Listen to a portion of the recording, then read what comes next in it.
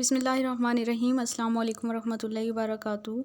उम्मीद करती हूँ कि आप सब अल्लाह ताला की मोहब्बत और उसके कुर्ब को महसूस करते हुए अपने ज़िंदगी के उतार चढ़ाव से बहुत अच्छे अंदाज में लुत्फ़अंदोज़ हो रहे होंगे। अल्लाह पाक आप लोगों को ईमान, सेहत और तकवा की बेहतरीन हालतों में रखें। आज हमने अपना फ़िज़िकल केमिस्ट्री के लास्ट चैप्टर का लास्ट लेक्चर स्टार्ट करने जा रहे हैं हम लोग, जो कि है चैप्टर नंबर 12 इलेक्ट्रोकेमिस्ट्री। इलेक्ट्रोकेमिस्ट्री को हम लोग FSC और मैट्रिक लेवल से कर चुके हैं। आज हम BSc लेवल से करेंगे और शुक्र है अल्लाह पाक का कि आज ये हमारा फ़िज़िकल केमिस्ट्री का लास्ट चैप्टर है। तो स्टार्ट करते हैं और इस चैप्टर में हम लोग बेसिकली वो चीज़ें देखेंगे जो कि डिफरेंट हैं मैट्रिक और FSC लेवल से। यहाँ पे हम वो सारी चीज़ें स्किप कर देंगे जो कि हम लोग पहले डिस्कस कर चुके हैं पिछले लेक्चर में, और यहाँ पे हम जस्ट डिफरेंट चीज़ें ही देखेंगे और कोशिश करेंगे कि इस लेक्चर को जल्दी कवर कर लें ताकि जो है वो कम टाइम में हम ज़्यादा सीख सकें। और इलेक्ट्रोकेमिस्ट्री के पास्ट पेपर्स के क्वेश्चंस जो हैं वो पिछले लेक्चर में मैंने आप लोगों के साथ डिस्कस कर लिए थे, तो उनको आप लोग देख लीजिएगा। और क्वेश्चन देखना बहुत ज़रूरी होता है ताकि जो है हम सही डायरेक्शन में चल सकें और अच्छे तरीके से तैयारी कर सकें। तो स्टार्ट करते हैं इलेक्ट्रोकेमिस्ट्री। सबसे पहले इंट्रोडक्शन है इलेक्ट्रोकेमिस्ट्री का। इंट्रोडक्शन में मैंने आपको डेफिनेशन पहले भी बता दी थी कि इलेक्ट्रोकेमिस्ट्री केमिस्ट्री की वो ब्रांच है जिसमें हम इलेक्ट्रिकल एनर्जी और केमिकल एनर्जी के इंटर कन्वर्जन को स्टडी करते हैं। और उसके बाद आ जाता है मेटेलिक कंडक्टर्स और इलेक्ट्रॉनिक कंडक्टर्स। इनके नेम से भी पता चल रहा है कि ऐसे कंडक्टर जिनमें करंट इलेक्ट्रॉन्स की वजह से फ़्लो करता है उनको हम इलेक्ट्रॉनिक या मेटेलिक कंडक्टर्स कहते हैं। फिर इसमें हमारे पास एग्जाम्पल्स आ जाती हैं, मेटल्स आ जाती हैं, ठीक है, उनके अलाइज ग्रेफाइट वगैरह ये इसकी बेस्ट एग्जांपल हैं। फिर हम इलेक्ट्रोलिटिक कंडक्टर्स की बात करते हैं तो ये वो कंडक्टर्स होते हैं जिसमें करंट आयंस की वजह से फ्लो कर रहा होता है, ठीक है। ये मैं जल्दी जल्दी थोड़ा थोड़ा बता रही हूँ, वैसे हम लोग ये पहले देख चुके हैं। इसमें सॉल्यूशंस आ जाते हैं एसिड्स के, बेसिस के, या फ्यूज्ड साल्ट्स आ जाते हैं या साल्ट्स के सॉल्यूशन आ जाते हैं, ठीक है। उसके बाद जी फिर है मेटेलिक कंडक्टर्स और इलेक्ट्रोलिटिक कंडक्टर्स को हमने जो है कंपेयर करना है, तो ये पहले मैंने आपको करवा दिया, इसको स्किप कर दें यहाँ से। फिर हमारे पास इलेक्ट्रिकल रेजिस्टेंस आ जाती है। इलेक्ट्रिकल रेजिस्टेंस किसको कहते हैं? ओहम्स लॉ से हम इसे बेहतर तरीके से समझ सकते हैं। ओहम्स लॉ हमें क्या कहता है? The resistance of a conductor is the ratio of applied voltage to the current strength flowing through the conductor, ठीक है। मतलब रेजिस्टेंस को हम डिफ़ाइन करेंगे तो मैथमेटिकली हम इसको इस तरह लिखेंगे, ये रेशो होती है अप्लाइड वोल्टेज और करंट के दरमियान, ठीक है। जो करंट फ्लो कर रहा होता है कंडक्टर में से और जो वोल्टेज हम अप्लाई करते हैं उनके दरमियान जो रेशो है उसको हम रेजिस्टेंस कहेंगे। या फिर हम रेजिस्टेंस जो है उसको हम कह सकते हैं कि जो हम वोल्टेज अप्लाई कर रहे हैं उसके डायरेक्टली रिलेटेड है। और अगर हम वैसे बताएं तो रेजिस्टेंस जो है करंट के इन्वर्सली रिलेटेड है, ठीक है। तो इस तरह से फिर इसे कंबाइन कर लेंगे तो हमारे पास जो है वो इस तरह की इक्वेशन आ जाएगी। या ई को आप V से भी शो कर सकते हैं, और आई और V जो है इन दोनों का डायरेक्ट रिलेशन है करंट और वोल्टेज का। जितना ज़्यादा वोल्टेज प्रोवाइड करेंगे उतना ज़्यादा करंट फ्लो करेगा। अब हम रेजिस्टेंस के यूनिट्स की बात करें तो जैसे हमने इक्वेशन में देखा वहाँ पे हमारे पास वोल्टेज बाय करंट है, ठीक है। तो उसी के लिहाज से हम इसके यूनिट निकालेंगे। When 1 ampere current flows through a conductor and a voltage of 1 volt is applied then the resistance of the conductor is known as 1 ohm, ठीक है। 1 ओहम कब होगी रेजिस्टेंस? जब 1 वोल्ट करंट फ्लो कर रहा होगा और 1 वोल्ट जो है वो हम वोल्टेज अप्लाई करेंगे और 1 एम्पियर करंट फ्लो करेगा तो 1 ओहम जो है वहाँ पे रेजिस्टेंस होगी। और ओहम का ये वाला साइन होता है, इससे हम रेजिस्टेंस को शो करते हैं। This law is obeyed by metallic conductors and electrolytic conductor. ये जो ओहम्स लॉ है ये दोनों तरह के कंडक्टर्स फॉलो करते हैं इसको, इलेक्ट्रोलिटिक कंडक्टर्स भी और मेटेलिक कंडक्टर्स भी। उसके बाद आ जाती है कंडक्टेंस। कंडक्टेंस जो है ये रेजिस्टेंस का रेसिप्रोकल होता है, ठीक है। कंडक्टेंस को हम C से शो करते हैं and it is reciprocal to resistance. तो इसके यूनिट्स की बात करेंगे तो जो रेजिस्टेंस के यूनिट्स थे उनका हम इन्वर्स ले लें तो वो हमारे पास कंडक्टेंस के यूनिट्स आ जाएंगे, ठीक है। यानी ओहम था तो ओहम इन्वर्स कर लें, या फिर इसे हम मोहो भी पढ़ते हैं, मतलब मोहो भी कहते हैं इसको हम, और इसको हम सीमेंस भी कहते हैं, ठीक है। It is expressed in siemens और इसको कैपिटल S से शो किया जाता है। 1 siemens is equal to 1 mho और 1 siemens is equal to 1 ohm inverse. उसके बाद एक और टर्म आती है हमारे पास स्पेसिफिक कंडक्टेंस। स्पेसिफिक कंडक्टेंस को समझने के लिए अगर हम ये समझें कि हमारे पास एक इलेक्ट्रोलिटिक सेल है, मतलब कि एक हमारे पास जो है वो बीकर है, उसके अंदर हमने 2 इलेक्ट्रोड्स लगाए हुए हैं, उसके अंदर हम एक इलेक्ट्रोलाइट का सोल्यूशन फिल कर देते हैं। तो यहाँ पे हमारे पास जो एक छोटा सा कंसेप्ट समझने वाला है, आप दोनों इन रेजिस्टेंस के दरमियान दोनों कंडक्टर्स के दरमियान का डिस्टेंस देख लें और इसका क्रॉस सेक्शनल एरिया, ठीक है। तो इन दोनों को हम जब रेशो लेते हैं, इन दोनों के दरमियान लेंथ मतलब 2 इलेक्ट्रोड्स हैं हमारे पास, दोनों इलेक्ट्रोड के दरमियान जो लेंथ है और इलेक्ट्रोड का जो क्रॉस सेक्शनल एरिया है जिसको हम स्मॉल ए से शो कर रहे हैं, उनकी हम रेशो ले लें तो ये हमारे पास आ जाता है सेल कांस्टेंट। L/A जो है इसको हम कहते हैं सेल कांस्टेंट। ठीक है, स्पेसिफिक रेजिस्टेंस क्या होती है? स्पेसिफिक रेजिस्टेंस के आइडिया को हम रेजिस्टेंस से जो है, जो रेजिस्टेंस हम पीछे पढ़ चुके हैं उसी से हम इसको समझ सकते हैं। किसी भी कंडक्टर की जो रेजिस्टेंस होती है वो डायरेक्टली प्रोपोर्शनल होती है लेंथ के एंड इन्वर्सली प्रोपोर्शनल होती है एरिया ऑफ क्रॉस सेक्शन की। ठीक है, किसी भी कंडक्टर की जो रेजिस्टेंस होती है वो उसकी लेंथ की डायरेक्टली प्रोपोर्शनल होती है और उनके क्रॉस सेक्शनल एरिया की इन्वर्सली प्रोपोर्शनल होती है। तो ये L/A हो जाएगी रेजिस्टेंस, और यहाँ पे हम प्रोपोर्शनैलिटी साइन लगाएंगे। ठीक है, प्रोपोर्शनैलिटी के साइन को ख़त्म करेंगे, यहाँ पे कांस्टेंट लगाएंगे तो R = रो L/A। तो ये हमारे पास जो रो आ गई है ये आपके पास स्पेसिफिक कंडक्टेंस है। सॉरी, ये आपके पास आ जाती है स्पेसिफिक रेजिस्टेंस, या जिसको हम रेजिस्टिविटी ऑफ कंडक्टर कहते हैं। ठीक है, इसको हम L/A को इस तरह समझें कि हमारे पास जो था ना, एक हमने इलेक्ट्रोड लिया, उसकी लेंथ और उसका जो एरिया है उसकी रेशो ले रहे हैं। ठीक है, और उसके बाद हमारे पास ये रेजिस्टेंस का इस रेशो के साथ डायरेक्ट रिलेशन है। फिर हमने प्रोपोर्शनैलिटी साइन लगाया जो कि था, प्रोपोर्शनैलिटी साइन को ख़त्म करके कांस्टेंट लगाया, उस कांस्टेंट को हम कहते हैं स्पेसिफिक रेजिस्टेंस और रेजिस्टिविटी ऑफ कंडक्टर। और रो की वैल्यू जो है वो डिपेंड करती है नेचर ऑफ कंडक्टर पे। हमारे पास जो इक्वेशन नंबर 3 है, इसमें जो कंडक्टर की रेजिस्टेंस है वो डिपेंड कर रही है लेंथ ऑफ कंडक्टर पे, एरिया ऑफ क्रॉस सेक्शन पे, और इसके अलावा जो है रेजिस्टिविटी पे भी डिपेंड कर रही है। मतलब कि रेजिस्टिविटी और लेंथ के साथ इसका डायरेक्ट रिलेशन है और क्रॉस सेक्शनल एरिया का के साथ इन्वर्स रिलेशन है। जब हम इसका रेसिप्रोकल ले लेंगे, मतलब जो रेजिस्टिविटी है इसका रेसिप्रोकल लेंगे, तो हमारे पास स्पेसिफिक कंडक्टिविटी आ जाती है जिसको हम सिंपली कंडक्टिविटी कहते हैं या स्पेसिफिक कंडक्टेंस कहेंगे, और इसको हम कप्पा से डिनोट करते हैं। ठीक है, ये इसका साइन होता है, इसको कप्पा कहते हैं। रो जो है उसका इन्वर्स जो है वो कप्पा है और इसको हम कंडक्टेंस कहेंगे। और R = 1/C, ये हमें पहले भी पता है।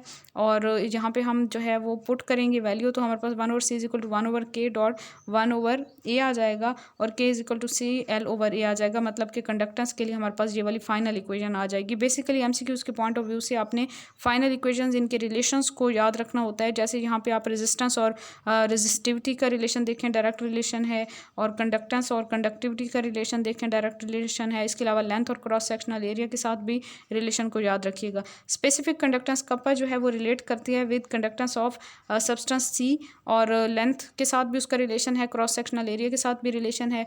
और इसको अगर हम कप्पा को डिफाइन करें तो हम इस तरह डिफाइन कर सकते हैं कि अगर हमारे पास लेंथ 1 सेंटीमीटर है और एरिया 1 सेंटीमीटर स्क्वायर है, तो फिर हमारे पास जो है वो स्पेसिफिक कंडक्टेंस जो है वो कंडक्टेंस की इक्वल हो जाती है। तो हम इसे डिफाइन इस तरह करेंगे कि specific conductance kappa of a solution is the conductance of a solution whose length is 1 centimetre and area of cross section is 1 centimetre square. यहाँ पे डायग्राम में आपको बहुत बेहतर अंदाज में नज़र आ रहा है कि लेंथ जो है वो 1 सेंटीमीटर है और ये दोनों हमारे पास कंडक्टर्स हैं। ठीक है, दो हमने कंडक्टर्स ले लिए, मतलब एक क्यूब ले लिया, उसकी दो साइड्स जो थी, दो जो उसके फेसेस थे उनको हमने कंडक्टर्स कह दिया, और फिर उनको जो है हमने यहाँ से बैटरी के साथ कनेक्ट कर दिया। सेंटर में हमने इलेक्ट्रोलाइट फिल कर दिया। दोनों के दरमियान जो लेंथ थी, ठीक है, उसको हमने L कह दिया, यानी कि ये जो है, ये जो फासला जो है, जो लेंथ है वो 1 सेंटीमीटर है। क्रॉस सेक्शनल एरिया जो है वो भी 1 सेंटीमीटर है। तो हम ये मतलब कि लेंथ और क्रॉस सेक्शनल एरिया, और फिर हमने ये क्या कहा कि 1 सेंटीमीटर स्क्वायर होगा। तो इस तरह हम कह सकते हैं कि जब हमारे पास लेंथ 1 सेंटीमीटर हो, cross sectional area 1 centimetre square हो, तो उस वक्त स्पेसिफिक कंडक्टेंस और कंडक्टेंस जो है वो दोनों एक दूसरे के इक्वल हो जाते हैं। यानी स्पेसिफिक कंडक्टेंस किसी भी सोल्यूशन की वो कंडक्टेंस होती है जब उसकी लेंथ 1 सेंटीमीटर हो और उसका cross sectional area 1 centimetre square हो। अब अगर हम रेजिस्टेंस और या रेजिस्टिविटी के और कंडक्टिविटी के अगर हम यूनिट्स की बात करें, तो रेजिस्टिविटी के यूनिट्स के लिए हम ये वाली इक्वेशन इसको रीअरेंज करें, रो को एक साइड पे रखें तो R × A/L हो जाएगा। इसमें अब हम सब के यूनिट पुट करें। रेजिस्टेंस का ओम होता है यूनिट, एरिया का सेंटीमीटर स्क्वायर और लेंथ का सेंटीमीटर। तो 1 सेंटीमीटर कैंसिल आउट हो जाएगा, तो यहाँ पे ओम सेंटीमीटर इन्वर्स आ जाएगा। इसी तरह स्पेसिफिक कंडक्टेंस के यूनिट की बात करेंगे तो स्पेसिफिक कंडक्टेंस जो है वो इन्वर्स होता है रेजिस्टेंस का, रेजिस्टिविटी का। ठीक है, स्पेसिफिक रेजिस्टेंस का। तो इसलिए हम उसी के यूनिट को इन्वर्स कर दें तो हमारे पास ओम इन्वर्स पर सेंटीमीटर आ जाएगा। ठीक है, या ओम इन्वर्स सेंटीमीटर इन्वर्स, या फिर सीमन पर सेंटीमीटर आ जाएगा। ठीक है, तो यूनिट्स बहुत इंपॉर्टेंट होते हैं, इनको अच्छी तरह याद रखें। उसके बाद जी नेक्स्ट हमारे पास कंसेप्ट आ जाता है इक्विवेलेंट कंडक्टेंस का। अगर हम मेटेलिक कंडक्टर्स की कंडक्टिविटी की बात करते हैं तो मेटेलिक कंडक्टर्स की जो कंडक्टिविटी है वो डिपेंड करती है अवेलेबिलिटी ऑफ फ्री इलेक्ट्रॉन्स पे। लेकिन जो इलेक्ट्रोलिटिक कंडक्टर्स होते हैं, मतलब जो आयनिक सॉल्यूशंस होते हैं, उनकी जो कंडक्टिविटी होती है वो डिपेंड करती है उनकी कंसनट्रेशन के ऊपर। मतलब सॉल्यूशन कितना कंसनट्रेटेड है, जितना ज़्यादा कंसनट्रेटेड होगा उतने ज़्यादा उसके आयंस होंगे, ठीक है। और दूसरा टेम्परेचर पे भी डिपेंड करती है और तीसरा नेचर ऑफ सॉल्यूशन पे भी डिपेंड करती है, ठीक है। अगर हम दो कंडक्टर्स दो हमारे पास जो है वो इलेक्ट्रोलाइट्स हों, ठीक है, इलेक्ट्रोलिटिक कंडक्टर्स हों दो, और उनकी कंडक्टिविटीज़ को हम कंपेयर करना चाहें तो हमें उनकी तकरीबन सेम अमाउंट डिज़ोल्व करनी पड़ेगी सेम वॉल्यूम ऑफ वाटर के अंदर।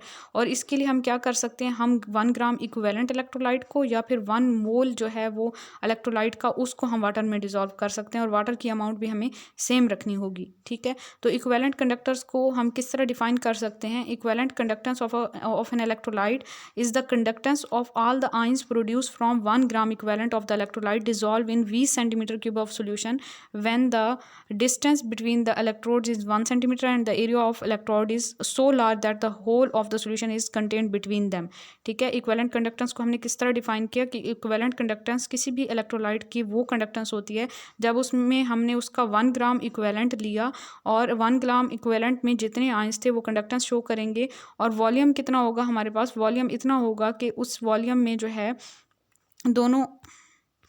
दोनों इलेक्ट्रोड्स जो हैं उनके दरमियान डिस्टेंस 1 सेंटीमीटर और उनका एरिया जो है वो इतना ज़्यादा होगा कि उसमें सॉल्यूशन जो है वो उन दोनों इलेक्ट्रोड के दरमियान में आ जाए, ठीक है। तो इक्विवेलेंट कंडक्टेंस को हम जिस साइन से शो करते हैं उसे हम कैप कह सकते हैं या लैम्डा कह सकते हैं। ये आपके पास उल्टा वी जैसे होता है, इस तरह का साइन होता है। और इक्विवेलेंट कंडक्टेंस को अगर हम रिलेट करें स्पेसिफिक कंडक्टिविटी के साथ तो हमारे पास इक्वेशन आ जाती है cap is equal to kappa into V, ठीक है। वी जो है ये वॉल्यूम ऑफ सोल्यूशन है इन centimetre cube containing 1 gram equivalent of the electrolyte.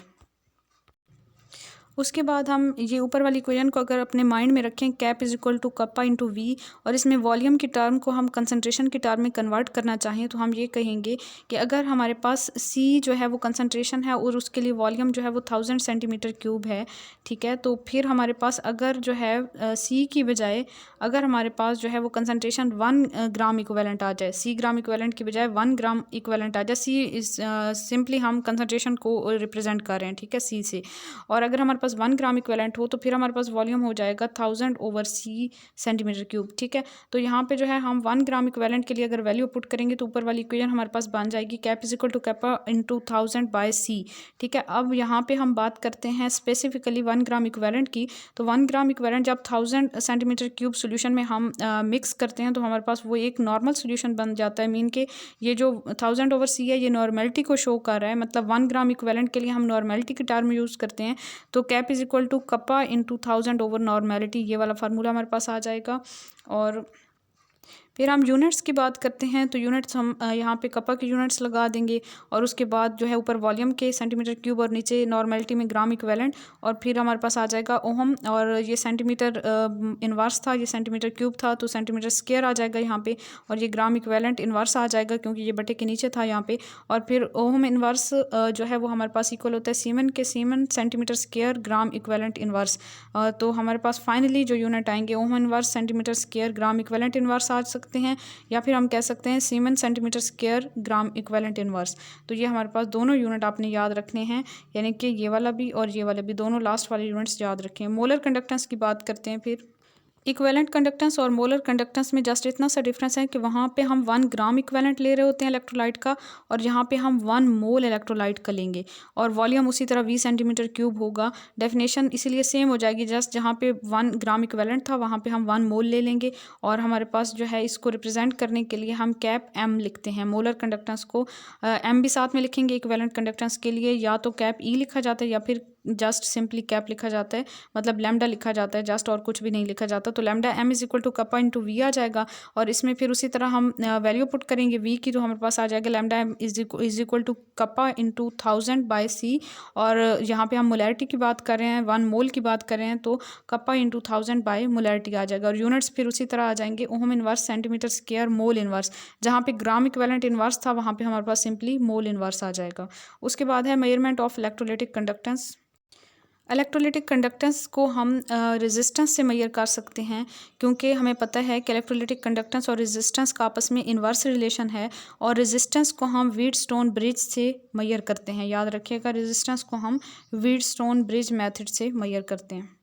यहाँ पे डायग्राम में आप लोगों को नज़र आ रहा है कि 4 रेजिस्टेंसेस लगी हुई हैं। यहाँ पे वेरिएबल रेजिस्टेंस है, अननोन रेजिस्टेंस है, गैल्वानोमीटर है, ये सारी रेजिस्टेंस, और इनको हम जो है बैटरी के साथ कनेक्ट कर देते हैं। यहाँ पे एक की भी लगी हुई है, ठीक है। एक रेजिस्टेंस इनमें से जो है वो अननोन होती है, और इस ऑपरेटर्स को हम कहते हैं जी, ये व्हीटस्टोन ब्रिज मेथड जो है उसका ऑपरेटर्स है, और इसके ज़रिए जो है हम अननोन रेजिस्टेंस को फाइंड करते हैं। इसकी डिटेल में जाने की ज़रूरत नहीं। यहाँ पे सिंपली जो है व्हीटस्टोन ब्रिज मेथड में हम जो है वो जो लॉ यूज़ करते हैं वो हमारे पास ओहम्स लॉ होता है। ओहम्स लॉ चारों रेजिस्टेंस के लिए हम अलग-अलग से लिख लेंगे, E1 E2 E3 E4, ठीक है। और इसी तरह फिर उनको कंपेयर करेंगे तो R1/R2 is equal to R3/R4, और इससे जो अननोन रेजिस्टेंस है वो हम मेजर कर लेंगे। बाकी सारी रेजिस्टेंस जो है वो हमें मालूम होंगी।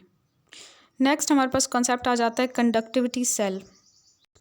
कंडक्टिविटी सेल्स जो हैं स्पेशल किस्म के सेल्स होते हैं, जिनके ज़रिए हम किसी भी सॉल्यूशन की कंडक्टेंस को मेजर कर सकते हैं। और इसमें जो इलेक्ट्रोड्स होते हैं वो प्लैटिनम डिस्क के बने हुए होते हैं, और उनके ऊपर कोटिंग हुई हुई होती है फाइनली डिवाइडेड प्लैटिनम ब्लैक की। मीन के जो फाइनली डिवाइडेड प्लैटिनम ब्लैक है उसका काम यहाँ पे होगा बिल्कुल कैटलिस्ट के तौर पे।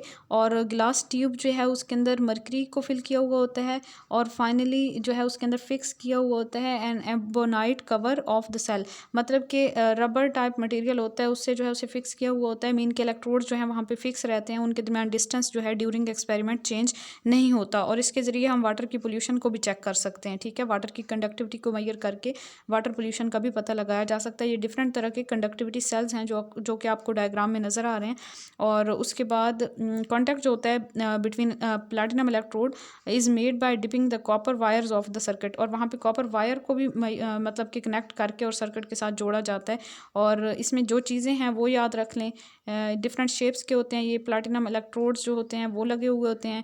इसके अलावा जो है वो कॉपर वायर्स के ज़रिए एक्सटर्नल सर्किट से इन्हें जोड़ा जाता है, और इनमें जो है वो मरकरी भी फिल हुई हुई होती है। तो जस्ट कंडक्टिविटी सेल्स में ये इसकी कंस्ट्रक्शन को थोड़ा बहुत माइंड में रखें, और इसको यूज़ किया जाता है वाटर पोल्यूशन मेजर करने के लिए और सॉल्यूशंस की कंडक्टिविटी को मेजर करने के लिए। प्रॉब्लम्स ऑफ कंडक्टिविटी सेल्स, यहाँ पे हम प्रॉब्लम्स की बात करें तो मेन जो है वो 2 प्रॉब्लम्स होती हैं।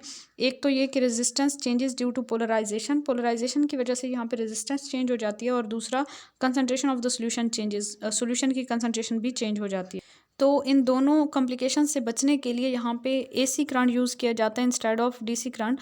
तो इससे क्या होता है कि AC current is applied and the galvanometer of Wheatstone bridge in circuit is replaced by headphone, ठीक है। ये दो जो है वो चेंजेस की जाती हैं। एक तो अल्टरनेटिंग करंट यूज़ किया जाता है, और दूसरा गैल्वानोमीटर को चेंज कर दिया जाता है, उसको रिप्लेस कर दिया जाता है बाय हेडफोन। और जहाँ पे फिर हेडफोन को एडजस्ट किया जाता है, जहाँ पे जो है वो आवाज़ नहीं आती, तो उस जगह पे जो है वो हमारे पास कंडक्टिविटी का हमें पता चल जाता है। तो इसके ऑपरेटर्स और इसकी जो है डिटेल में जाने की ज़रूरत नहीं है। यहाँ पे हम इतना ही करेंगे। डायग्राम को अगर आप थोड़ा सा देखें तो यहाँ पे जो है हमने ये कंडक्टिविटी सेल जो है वो यहाँ पे लगाया हुआ है, ठीक है। और उसको फिर हम व्हीटस्टोन ब्रिज के साथ कनेक्ट कर देते हैं, और सॉल्यूशन हम इलेक्ट्रोलाइट का सॉल्यूशन उसमें फिल कर लेते हैं। तो इस तरह से ये जो ऑपरेटर्स होता है, इससे बेसिकली हम रेजिस्टेंस मेजर करते हैं, और फिर रेजिस्टेंस का जब इन्वर्स ले लेते हैं तो वो हमारे पास कंडक्टेंस आ जाती है। सेल कांस्टेंट का आइडिया मैंने पहले भी आपको दे दिया था। सेल कांस्टेंट क्या होता है, L/A जो है यही हमारे पास सेल कांस्टेंट है। एमसीक्यूज़ के लिहाज से इसको याद रखें कि cell constant is equal to length ratio cross sectional area. Length क्या है, distance between the electrodes of the cell, और ए जो है ये surface area of the electrode है। सेल कांस्टेंट को हम इस इक्वेशन से मेजर कर सकते हैं, जो कि रेजिस्टेंस वाली इक्वेशन है, R is equal to rho into L/A। और अगर जो है यहाँ पे हम कंडक्टेंस की टर्म में बात करें तो 1/C इज इक्वल टू 1/कप्पा इंटू L/A आ जाएगा। L/A इज इक्वल टू कप्पा/C is equal to specific conductance over observed conductance. तो हमारे पास जो है वो सेल कांस्टेंट ये हमें रेशो बता सकता है स्पेसिफिक कंडक्टेंस और ऑब्जर्व कंडक्टेंस की। मतलब अगर हम लोग स्पेसिफिक कंडक्टेंस और ऑब्जर्व्ड कंडक्टेंस की वैल्यू का रेशो ले लें इसकी, तो हमारे पास सेल कांस्टेंट की वैल्यू आ जाएगी। मैंने पहले भी आपको बता दिया कि कौन से फैक्टर जो हैं वो किसी भी इलेक्ट्रोलाइट की कंडक्टेंस को डिटरमाइन करते हैं। तो उसमें हमारे पास नेचर ऑफ इलेक्ट्रोलाइट, टेम्परेचर और कंसंट्रेशन ऑफ इलेक्ट्रोलाइट आ जाता है। यहाँ पे बेसिकली हम कंसंट्रेशन की टर्म को अंडरस्टैंड करेंगे डाइल्यूशन फैक्टर की टर्म में, ठीक है। कंसंट्रेशन को डाइल्यूशन फैक्टर की टर्म में तो यहाँ से आप लोगों ने याद रखना है कि जो स्पेसिफिक कंडक्टेंस की वैल्यू होती है वो डाइल्यूशन के साथ साथ डिक्रीज़ होती है, क्योंकि इसमें number of ions per unit volume जो है वो डिक्रीज़ हो रहे होते हैं। मतलब स्पेसिफिक कंडक्टेंस जो है वो पर यूनिट वॉल्यूम पे डिपेंड करेगी, ठीक है। मीन कि एक यूनिट वॉल्यूम में कितने आइंस प्रेजेंट हैं, स्पेसिफिक कंडक्टेंस की वैल्यू एक यूनिट वॉल्यूम में कितने आइंस प्रेजेंट हैं उस पर डिपेंड करती है। तो इस वजह से स्पेसिफिक कंडक्टेंस की वैल्यू डाइल्यूशन के साथ साथ डिक्रीज़ होगी, जबकि जो इक्विवेलेंट कंडक्टेंस की वैल्यू है वो इंक्रीज़ करती है विद डाइल्यूशन। इसकी रीज़न क्या होती है? इसकी अच्छा डाइल्यूशन के साथ साथ ये इंक्रीज़ करेगी और फिर फाइनली एक इनफाइनाइट डाइल्यूशन की वैल्यू पे इसकी वैल्यू जो है वो मैक्सिमम हो जाती है इक्विवेलेंट कंडक्टेंस की। इसकी रीज़न ये होती है कि जो इक्विवेलेंट कंडक्टेंस है वो प्रोडक्ट होती है स्पेसिफिक कंडक्टेंस का और वॉल्यूम का। मीन कि यहाँ पे हम वॉल्यूम ऑन द होल ले रहे हैं, वॉल्यूम ऑफ द सोल्यूशन। तो इसलिए जब हम डाइल्यूशन करते हैं तो वॉल्यूम भी तो इंक्रीज़ करता है, मतलब number of ions per unit volume तो कम हो रहे होते हैं, लेकिन ऑन द होल जो है हमारे पास वॉल्यूम इंक्रीज़ कर रहा होता है, हम डाइल्यूशन कर रहे होते हैं। तो यहाँ पे इक्विवेलेंट कंडक्टेंस जो है वो डिपेंड कर रही है वॉल्यूम पे भी। तो इस वजह से वॉल्यूम के इंक्रीज़ होने की वजह से यहाँ पे जो है इक्विवेलेंट कंडक्टेंस की वैल्यू इंक्रीज़ करेगी। हमारे पास cap is equal to kappa 1000/c, K is equal to K/V, ये हमारे पास आ जाएगा, ठीक है। उसके बाद जी हमारे पास आ जाता है topic variation of conductance with concentration of strong and weak electrolyte. Strong और वीक इलेक्ट्रोलाइट्स की कंडक्टेंस की वेरिएशन को अंडरस्टैंड करने के लिए हम ग्राफ देखेंगे और उस ग्राफ में हम स्ट्रॉन्ग और वीक इलेक्ट्रोलाइट्स को देखेंगे। यहाँ पे हमारे पास जो ग्राफ है वाई एक्सिस पे हम इक्विवेलेंट कंडक्टेंस ले रहे हैं और एक्स एक्सिस पे हम कंसंट्रेशन का स्क्वायर रूट ले रहे हैं, ठीक है। तो यहाँ पे हमारे पास दो स्ट्रॉन्ग इलेक्ट्रोलाइट्स का ग्राफ दिखाया हुआ है। यहाँ पे ये HCl का ग्राफ है और इसके साथ साथ ये KCl का ग्राफ है, ठीक है। और यहाँ पे जो है वो CH3COOH एस्टिक एसिड का ग्राफ है, ठीक है। एस्टिक एसिड का ग्राफ कुछ इस तरह का आ रहा है, एक कर्व आ रही है हमारे पास और स्ट्रॉन्ग इलेक्ट्रोलाइट्स के लिए हमारे पास स्ट्रेट लाइन आ रही है। अच्छा, इसको अगर हम अंडरस्टैंड करें तो यहाँ पे चूँकि कंसनट्रेशन इस साइड पे इंक्रीज़ करती जा रही है और इसके इन्वर्स साइड पे हम जाएँ, उलट साइड पे हम जाएँ, तो इस साइड पे इस डायरेक्शन में जो है कंसनट्रेशन जो है वो डिक्रीज़ करेगी।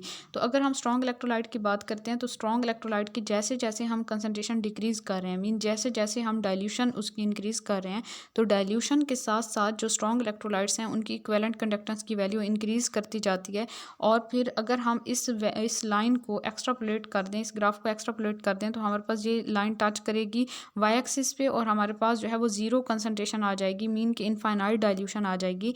तो ज़ीरो कंसनट्रेशन या इनफाइनाइट डाइल्यूशन के ऊपर जो स्ट्रॉन्ग इलेक्ट्रोलाइट्स की जो इक्विवेलेंट कंडक्टेंस है उसको हम कहते हैं equivalent conductance at infinite dilution और उसको हम लैम्डा नॉट से शो करते हैं, ठीक है। तो हमारे पास जो स्ट्रॉन्ग इलेक्ट्रोलाइट्स हैं उनकी equivalent conductance at zero concentration या फिर हम कह सकते हैं equivalent conductance at infinite dilution हम ग्राफिकल मेथड से मेजर कर सकते हैं एक्स्ट्रापोलेशन के ज़रिए। और अगर हम वीक इलेक्ट्रोलाइट्स की बात करते हैं तो वीक इलेक्ट्रोलाइट की जैसे जैसे हम कंसंट्रेशन डिक्रीज़ करते जाते हैं तो उनकी इक्विवेलेंट कंडक्टेंस की वैल्यू इतनी ज़्यादा इंक्रीज़ नहीं होती बल्कि ग्रेजुअली इंक्रीज़ होती है और फिर ग्राफ जो है वो एक ऊपर की तरफ स्ट्रेट लाइन में वाई एक्सिस के साथ चला जाता है। ऐसा इसलिए होता है क्योंकि जो वीक इलेक्ट्रोलाइट होते हैं वो 100% आइंस में चेंज नहीं होते, तो इनको हम ग्राफिकल मेथड से इनकी equivalent conductance at infinite dilution की वैल्यू ग्राफिकल मेथड से हम मेजर नहीं कर सकते। तो यहाँ पे हमें ये समझना है कि जो हमारे पास वीक इलेक्ट्रोलाइट होते हैं उनकी जो डिग्री ऑफ डिसोसिएशन होती है वो कंप्लीट नहीं होती इवन एट ग्रेट डाइल्यूशन और इवन एट इनफाइनाइट डाइल्यूशन। मतलब ग्राफिकल मेथड से हम इनकी इनफाइनाइट डाइल्यूशन या फिर लिमिटिंग वैल्यू जो है वो फाइंड नहीं कर सकते। हमारे पास जो इनकी डिग्री ऑफ डिसोसिएशन है उसको हम अंडरस्टैंड कर सकते हैं इस फार्मूले के ज़रिए। Degree of dissociation mean alpha is equal to equivalent conductance at given concentration divided by equivalent conductance at zero concentration और equivalent conductance at infinite dilution. तो इस फार्मूले को हम इस तरह लिख सकते हैं alpha is equal to cap over cap not या लैम्डा ओवर लैम्डा नॉट। तो यह हमारे पास है डिग्री ऑफ डिसोसिएशन का फार्मूला। और हम जो है वो ग्राफिकल मेथड से जब वीक इलेक्ट्रोलाइट की जो है वो नहीं फाइंड कर सकते equivalent conductance at infinite dilution, तो फिर हम कौन से मेथड से फाइंड करेंगे? फिर हम यहाँ पे यूज़ करते हैं कोलोराशस लॉ, जिसके ज़रिए हम इनकी equivalent conductance at infinite dilution find कर सकते हैं। किसकी? हम फाइंड कर सकते हैं जो हमारे पास वीक इलेक्ट्रोलाइट्स होते हैं उनकी equivalent conductance at weak electrolyte at infinite dilution. Kohlrausch's law of independent migration of ions. आगे हमने ये देखना है कि ये लॉ हमें क्या कहता है। अच्छा जी, कोलोराशस लॉ को अंडरस्टैंड करने के लिए हम एक टेबल देखेंगे। इस टेबल में कुछ स्ट्रॉन्ग इलेक्ट्रोलाइट्स की इनफाइनाइट डाइल्यूशन पे इक्विवेलेंट कंडक्टेंस की वैल्यूज़ दी हुई हैं। और 25 डिग्री सेंटीग्रेड पे ये कैलकुलेशन की गई हमारे पास। जैसे हम देखें तो पेयर्स में हमें ये इलेक्ट्रोलाइट्स दिखाए हुए हैं, पोटेशियम क्लोराइड सोडियम क्लोराइड है, फिर पोटेशियम ब्रोमाइड सोडियम ब्रोमाइड है, फिर पोटेशियम नाइट्रेट और सोडियम नाइट्रेट है।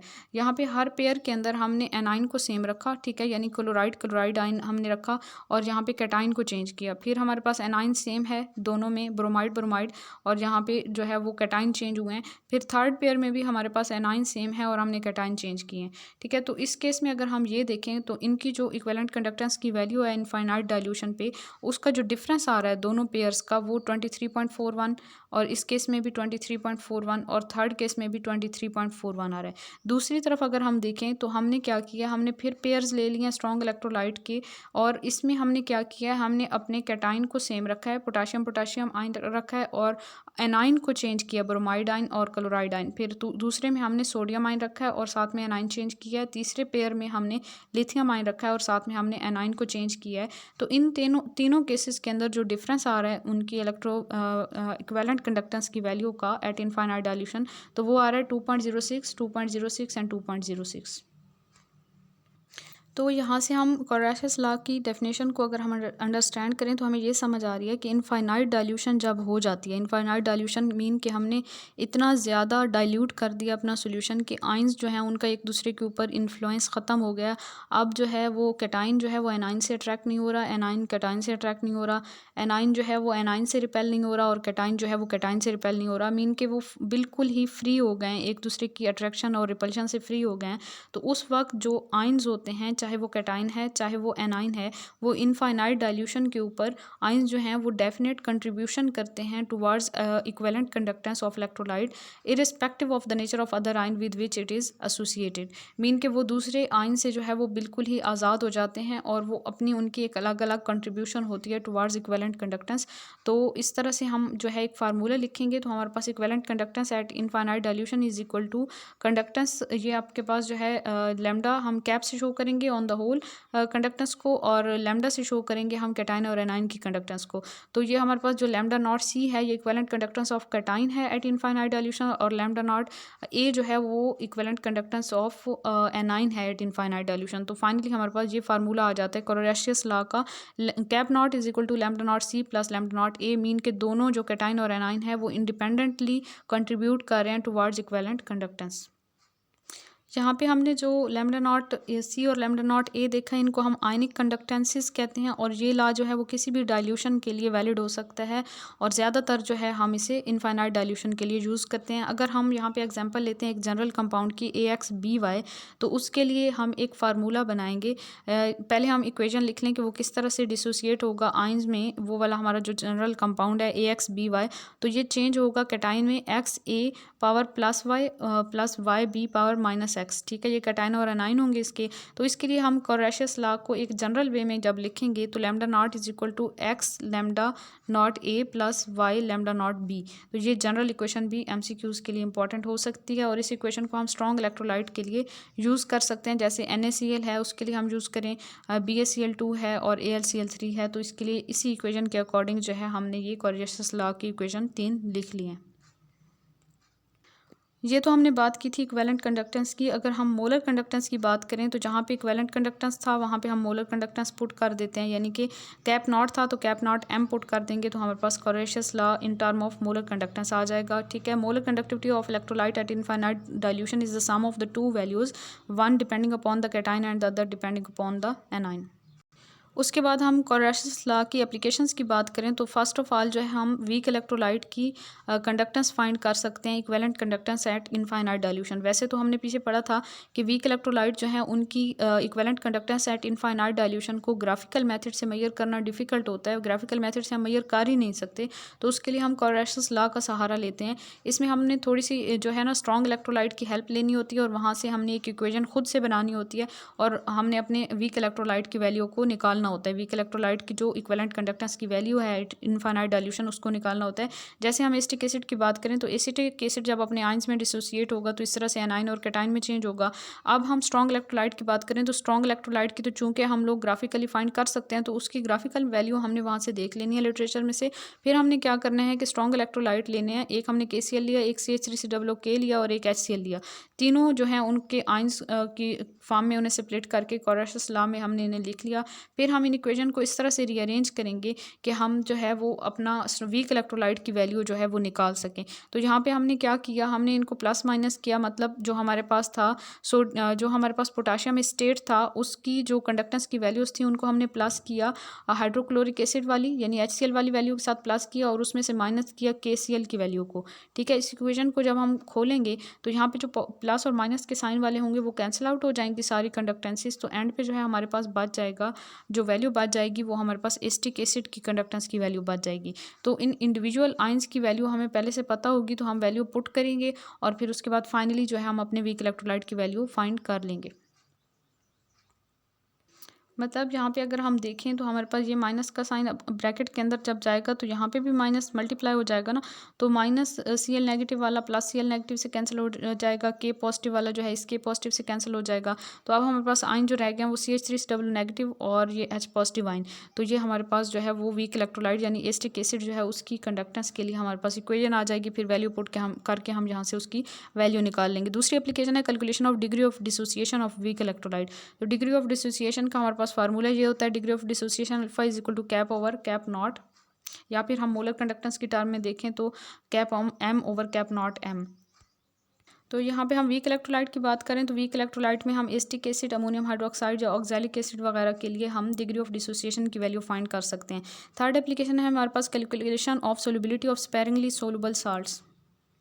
अच्छा जी, कुछ हमारे पास साल्ट्स ऐसे होते हैं जो वाटर में बहुत थोड़े से सोलबल होते हैं, बहुत कम हद तक सोलबल होते हैं, उनको हम कहते हैं स्पेरिंगली सोलबल साल्ट्स। उसमें हमारे पास example silver chloride, barium sulphate और लेड सल्फेट वगैरह आ जाते हैं।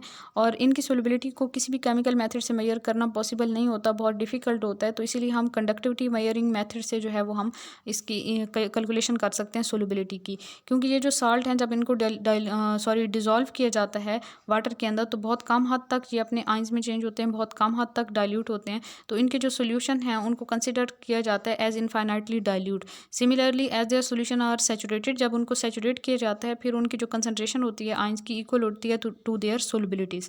Hence by determining their specific conductance and equivalent conductance, उनकी स्पेसिफिक और इक्विवेलेंट कंडक्टेंस हम मेजर कर लेंगे and we can calculate their solubilities in term of gram equivalent और मोलैरिटी। मोलैरिटी या ग्राम इक्विवेलेंट की टर्म में जो है हम उनकी सोलबिलिटीज को मेजर कर लेंगे। तो हमारे पास ये वही इक्वेशन आ गई पुराने वाली, मीन की इक्विवेलेंट कंडक्टेंस वाली। Equivalent conductance is equal to specific conductance mean kappa 1000 over gram equivalent, और ये आपके पास मोलैरिटी की टर्म में आ गया।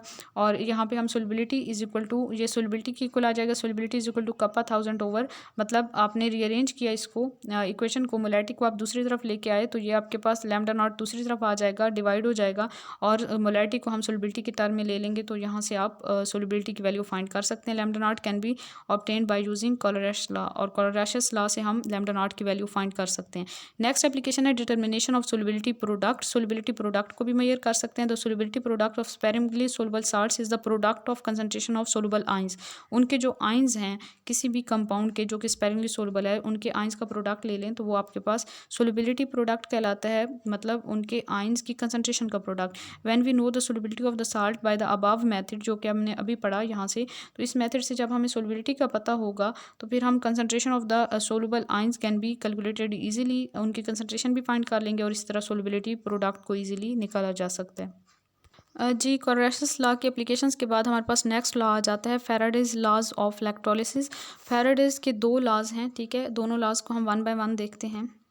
अच्छा जी, जो फैराडे थे उन्होंने हमें क्वांटिटेटिव रिलेशनशिप दिया था किस चीज़ के बारे में, दो चीज़ों के बारे में। एक तो वो कि हमारे जो इलेक्ट्रोलाइट हैं जो हमारे इलेक्ट्रोड्स हैं, इलेक्ट्रोड्स के ऊपर कौन से जो भी हमारे पास प्रोडक्ट जो ऑब्टेन हो रहे हैं इलेक्ट्रोड के ऊपर, चाहे वो गैशियस प्रोडक्ट हैं लिबरेट हो रहे हैं या जो सॉलिड प्रोडक्ट है वो जाके वहाँ पे डिपॉजिट हो रहा है, तो उसकी कितनी क्वांटिटी, ये उनकी क्वांटिटी, और इसके अलावा कितनी हमने इलेक्ट्रिसिटी या कितना करंट पास करवाया है, मीन के जो हमारे प्रोडक्ट ऑब्टेन हुए इलेक्ट्रोड पे उनकी क्वांटिटी, और जो हमारे पास जितनी इलेक्ट्रिसिटी या जितना करंट करंट हमने पास करवाया उन दोनों के दरमियान क्वांटिटेटिव रिलेशनशिप हमें बताता है फैराडेज लॉ।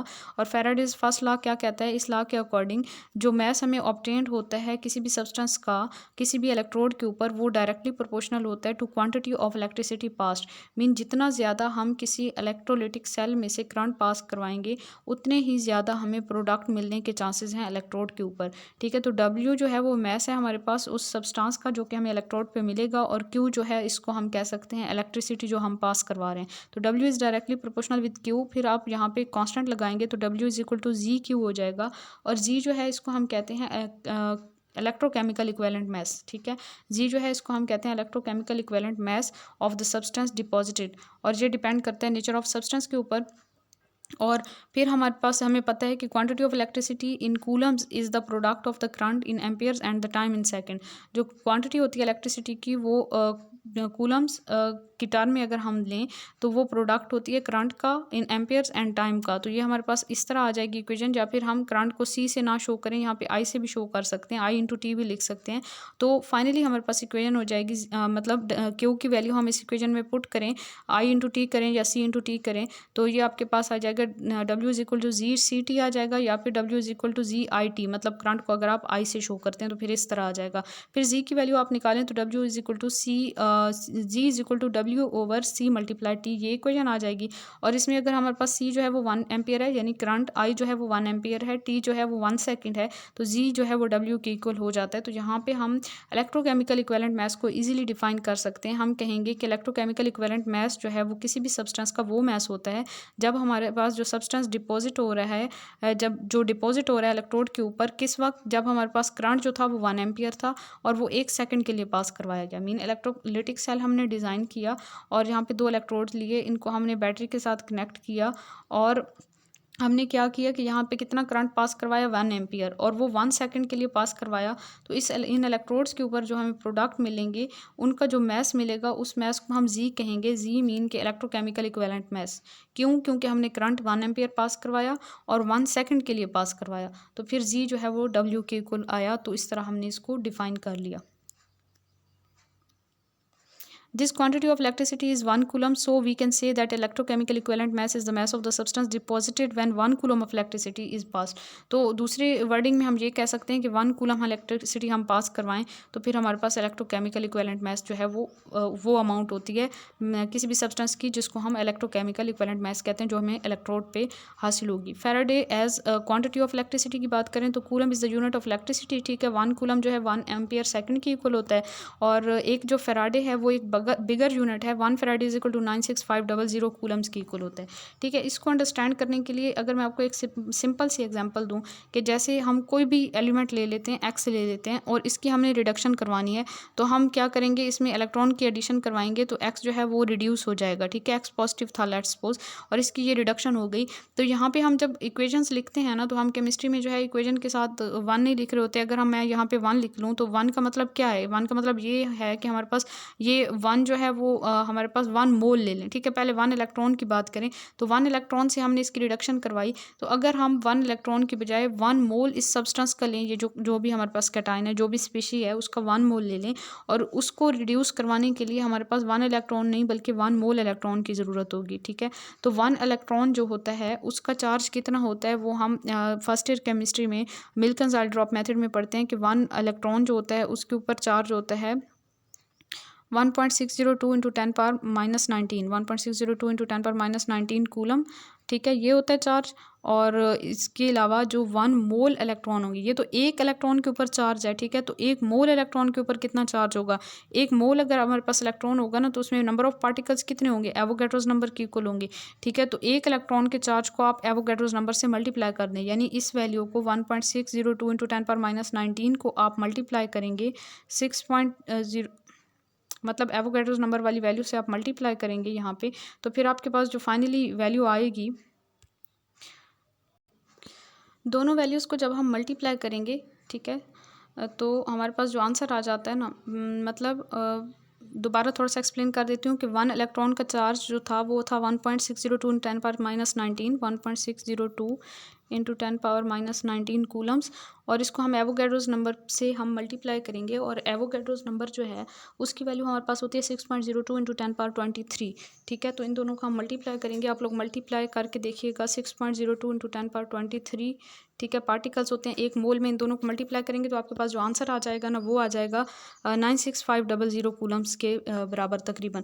तो मतलब 1 मोल इलेक्ट्रॉन का जो चार्ज होता है ना उसको हम कहते हैं 1 फैराडे। ठीक है, 1 फैराडे चार्ज जो है वो एक बड़ा यूनिट है। 1 कूलम जो होता है वो एक छोटा यूनिट होता है, और 1 फैराडे जो होता है वो एक बड़ा यूनिट होता है। It has been found that when 1 Faraday of the electricity is pass through an electrolyte then 1 gram equivalent of the substance is deposited.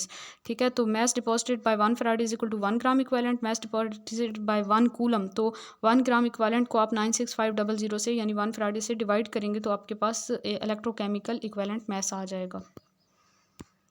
अब यहाँ पे अगर हम सिल्वर नाइट्रेट की एग्जांपल लें ना, तो जब हम 1 फैराडे इलेक्ट्रिसिटी पास करवाते हैं सिल्वर नाइट्रेट के सॉल्यूशन में से, तो 108 gram of silver is deposited.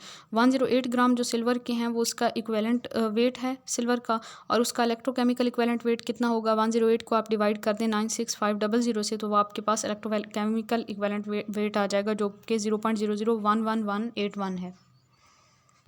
Faraday's second law of electrolysis को अगर हम एक्सप्लेन करें तो हम इसको इस तरह डिफाइन करते हैं कि अगर हम सेम क्वांटिटी इलेक्ट्रिसिटी की पास करवाते हैं through solution of different electrolytes connected in series, तो फिर हमारे पास क्या होता है, जो हमें वेट ऑब्टेन होता है सब्सटेंसेस का जो कि इलेक्ट्रोड्स पे हमें ऑब्टेन हो रहा होता है वो डायरेक्टली प्रोपोर्शनल होता है टू देयर इक्विवेलेंट वेट्स। ठीक है, जैसे हम यहाँ पे 3 जो है इलेक्ट्रोकेमिकल सेल्स ले लें, इलेक्ट्रोलाइटिक सेल ले लें, और तीनों को हम सीरीज़ में कनेक्ट कर दें। ठीक है, मतलब बाहर वाले इलेक्ट्रोड को बैटरी से कनेक्ट कर दें और फिर अंदर वाले इलेक्ट्रोड्स को आपस में कनेक्ट कर दें।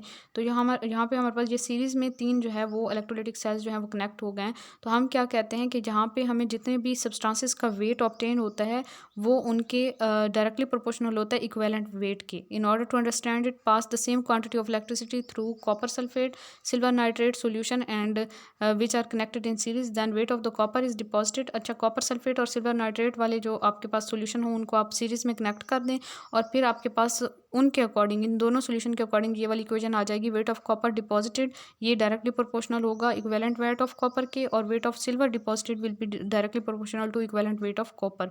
तो इसको हम रेशो की फॉर्म में इस तरह से लिख लेंगे। एप्लीकेशन ऑफ फैराडेज लॉज देखें अगर हम, तो फर्स्ट एप्लीकेशन ये है कि हम इसके ज़रिए अमाउंट ऑफ सब्सटेंस डिपॉजिटेड, कितनी किसी भी सब्सटेंस की अमाउंट डिपॉजिट हो रही है वो कैलकुलेट कर सकते हैं। When certain amount of electricity for certain time is pass, जब एक खास इलेक्ट्रिसिटी की अमाउंट एक खास टाइम के लिए गुजारेंगे किसी सॉल्यूशन में से, तो हम अपने प्रोडक्ट की अमाउंट को मेजर कर सकते हैं। Similarly if the amount of the substance deposited is calculated, अगर हमें सब्सटेंस की अमाउंट का पता है तो फिर हम इलेक्ट्रोकेमिकल इक्विवेलेंट मैस मेजर कर सकते हैं। दूसरी जो एप्लीकेशन है फैराडेज लॉ की, वो हमें सेकंड लॉ ऑफ फैराडे जो है वो हमें ये कहता है कि we can determine the quantity of electricity pass through the circuit and the circuit is connected in series with silver voltmeter and coulometer having platinum electrode. तो हम सर्किट को अगर हम सिल्वर वोल्टमीटर या फिर कोलोमीटर के साथ कनेक्ट कर दें तो फिर हम फाइंड कर सकते हैं कि इलेक्ट्रिसिटी की कितनी क्वांटिटी जो है वहाँ से पास कर रही है। तो यहाँ पे ये आपको ऑपरेटर्स नज़र आ रहा है जिसमें एक अननोन सर्किट है, और इसके अलावा सिल्वर कोलोमीटर के साथ उसे कनेक्ट किया है। यहाँ पे हम क्वांटिटी ऑफ इलेक्ट्रिसिटी फाइंड करेंगे, और उसके लिए हम वही फार्मूला यूज़ करेंगे Q is equal to W/G। Mean basically हमारे पास फार्मूला था W is equal to G into Q, इसको आप रीअरेंज करेंगे तो Q is equal to W/G आ जाएगा। नेक्स्ट हमारा टॉपिक आ जाता है Debye Huckel theory of strong electrolytes. अच्छा जी, हम पहले पीछे पढ़ के आ चुके हैं कि जो इक्विवेलेंट कंडक्टेंस की वैल्यू होती है वीक इलेक्ट्रोलाइट के लिए डाइल्यूशन के साथ इंक्रीज़ करती है। इसकी रीज़न जो है वो हमें आर्हेनियस थ्योरी से पता चलती है। आर्हेनियस थ्योरी हमें ये बताती है कि जैसे ही हम डाइल्यूशन इंक्रीज़ करते हैं तो वीक इलेक्ट्रोलाइट जो है उनकी डिसोसिएशन इंक्रीज़ करती है। ठीक है, लेकिन स्ट्रॉन्ग इलेक्ट्रोलाइट के केस में तो ये वाला केस नहीं होता। स्ट्रॉन्ग इलेक्ट्रोलाइट के केस में अगर हम देखें तो वो तो पहले ही 100% डिसोसिएट हो चुके होते हैं, तो डाइल्यूशन के साथ उनके तो आइंस में इजाफा नहीं होगा, उनके तो मज़ीद आइंस नहीं बनेंगे। तो वो कौन से फैक्टर्स हैं जिनकी वजह से डाइल्यूशन करने से स्ट्रॉन्ग इलेक्ट्रोलाइट की कंडक्टेंस जो है वो इंक्रीज़ करती है। यहाँ पे बेसिकली हमने वही फैक्टर देखने हैं। तो इस थ्योरी में हम ये एक्सप्लोर करेंगे कि वो कौन से फैक्टर हैं। तो बेसिकली हमारे पास 3 मेजर फैक्टर्स हैं। पहला है रिलैक्सेशन इफेक्ट और एसिमेट्रिक इफेक्ट, इसे हम कहते हैं। दूसरा इलेक्ट्रोफोरेटिक इफेक्ट होता है, और तीसरा frictional resistance of the medium. ठीक है, 3 फैक्टर्स हैं जिनकी वजह से डाइल्यूशन करने पर स्ट्रॉन्ग इलेक्ट्रोलाइट की कंडक्टेंस इंक्रीज़ करती है। ठीक है, वहाँ पे वो वाला फैक्टर तो नहीं आता ना डिसोसिएशन वाला कि स्ट्रॉन्ग इलेक्ट्रोलाइट जो है वो मज़ीद आइंस तो नहीं प्रोड्यूस करवाते। तो इस वजह से जो है वहाँ पे 3 फैक्टर अदर फैक्टर्स आ जाते हैं जो कि वीक इलेक्ट्रोलाइट्स के से डिफरेंट होते हैं, और वो हैं रिलैक्सेशन इफेक्ट और एसिमेट्री इफेक्ट, और दूसरा इलेक्ट्रोफोरेटिक इफेक्ट, और तीसरा frictional resistance of the medium. Asymmetric effect को अंडरस्टैंड करने के लिए हम इस डायग्राम को देखेंगे। इसमें अगर आप देखें तो हम देखते हैं कि जब हम किसी भी इलेक्ट्रोलाइट को मतलब इलेक्ट्रोलाइट लेते हैं कोई भी, तो उसमें पॉजिटिव और नेगेटिव आयन होते हैं। जैसे हम कोई स्ट्रॉन्ग इलेक्ट्रोलाइट ले रहे हैं और उसमें जो है उसका सोल्यूशन ले रहे हैं, तो सोल्यूशन में पॉजिटिव और नेगेटिव आयन्स होंगे, और वो पॉजिटिव और नेगेटिव आयन्स जो हैं वो इस तरह से एक दूसरे को सराउंड किए हुए होते हैं। हम लेट्स सपोज कि हमारे पास जो कैटाइन है वो सेंटर में है, तो बाकी सारे एनाइन उसके बाहर इस तरह अरेंज हो जाएंगे कि एक स्फेरिकल स्ट्रक्चर बन जाएगा। फिर जैसे ही हम यहाँ पे करंट प्रोवाइड करेंगे, यहाँ पे हम जो है वो बैटरी के साथ हमने पॉजिटिव और नेगेटिव टर्मिनल के साथ कनेक्ट किया, तो जो ऑपोजिट आयन है वो ऑपोजिट डायरेक्शन में मूव करना स्टार्ट करेंगे। मतलब कि जो हमारा सेंटर वाला आयन था वो ऑपोजिट डायरेक्शन में मूव करेगा, तो ये बाकी सारे जो आयन्स हैं ये इसकी मूवमेंट को रिटार्ड करेंगे, वो जो है इसको अपनी तरफ अट्रैक्ट करेंगे, और इस तरह से जो वो एक स्फेरिकल शेप बनी हुई थी वो वाला सारा जो स्ट्रक्चर है वो डिस्ट्रॉय होगा। और इसके दौरान जो है वो इस इफेक्ट को हम एसिमेट्रिक इफेक्ट कहते हैं। मीन के पहले एक सिमेट्री थी आयंस की, और यहाँ पे जो है एसिमेट्री आ जाती है, तो इसे हम एसिमेट्रिक इफेक्ट कहते हैं।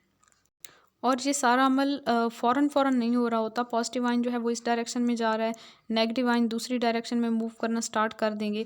तो इन दोनों प्रोसेसेस के दौरान जो है वो एक टाइम का गैप आता है, और इस टाइम लैग आ जाता है which is called time of relaxation. इसको हम टाइम ऑफ रिलैक्सेशन मतलब दोबारा सिमेट्री गेन करने के लिए एक टाइम लगता है आयन की सिमेट्री बनाने के लिए, और इस टाइम के दरमियान जो ओल्ड आयनिक एटमॉस्फेयर है वो पुल करता है मूविंग आयन को backward, so it's motion is retarded, और इसको हम कहते हैं एसिमेट्रिक इफेक्ट। ये आपको डायग्राम से भी क्लियर हो गया होगा। और इस वजह से ये जो इफेक्ट है इसको रिलैक्सेशन इफेक्ट भी कहा जाता है। Same thing can be explain in another way when the central ion moves then symmetry of the ionic atmosphere is lost. अगर जस्ट हमारे पास सेंट्रल आयन मूव कर रहा है और बाहर वाले आयन जो हैं वो रुके हुए हैं, तो फिर भी हम इसको एक्सप्लेन कर सकते हैं, या सेंट्रल आयन जो है वो रुक जाए और बाहर वाले आयन मूव करें तब भी हम इसको एक्सप्लेन कर सकते हैं। तो ये इस तरह से हमारे पास हो गया। उसके बाद नेक्स्ट जो हमारा इफेक्ट है वो होता है इलेक्ट्रोफोरेटिक इफेक्ट। इलेक्ट्रोफोरेटिक इफेक्ट में पिछले इफेक्ट के साथ साथ हम सॉल्वेंट का इफेक्ट भी ऐड कर देते हैं। पिछले इफेक्ट में हमने जस्ट एनाइंस को देखा था, कैटाइन के बाहर एनाइन जो है उन्होंने एक सिमेट्रिकल एटमॉस्फेयर बनाया हुआ था, लेकिन यहाँ पे जो है हम सॉल्वेंट के मॉलिक्यूल्स की भी एक स्ट्रीम जो है उसको ले लेते हैं, और हमारा जो कैटाइन होगा उसे मूव करना पड़ेगा दो इफेक्ट के अगेंस्ट। एक तो एनाइंस का इफेक्ट, और दूसरा जो सॉल्वेंट के मॉलिक्यूल्स जो हैं वो भी उसे अपोज करेंगे उसकी मोशन को। तो हम कहेंगे कि central ion is moving against the stream, hence the motion of the central ion is retarded, और इसको हम कहते हैं electrophoretic effect. This effect is called electrophoretic effect. फिर थर्ड इफेक्ट हमारे पास आ जाता है frictional resistance of the medium, या जिसको हम विस्कस इफेक्ट भी कहते हैं। ठीक है, इसका सेकंड नेम विस्कस इफेक्ट हो सकता है। Frictional resistance of the medium whenever an ion with its own atmosphere within ionic atmosphere traveled in solution, then the medium of the solution offer the fractional resistance. This force depends upon viscosity of the medium and its dielectric constant. और ये जो हमारे पास force होगी ना friction वाली, solution के friction वाली force, वो दो फैक्टर पे डिपेंड करेगी। एक तो सॉल्यूशन की विस्कोसिटी के ऊपर और दूसरा उसकी डाइलेक्ट्रिक कांस्टेंट के ऊपर। फिर हमारे पास आ जाते हैं मैथमेटिकल एक्सप्रेशन। इसके मैथमेटिकल एक्सप्रेशन में बहुत ही कॉम्प्लिकेटेड सी ये इक्वेशन है।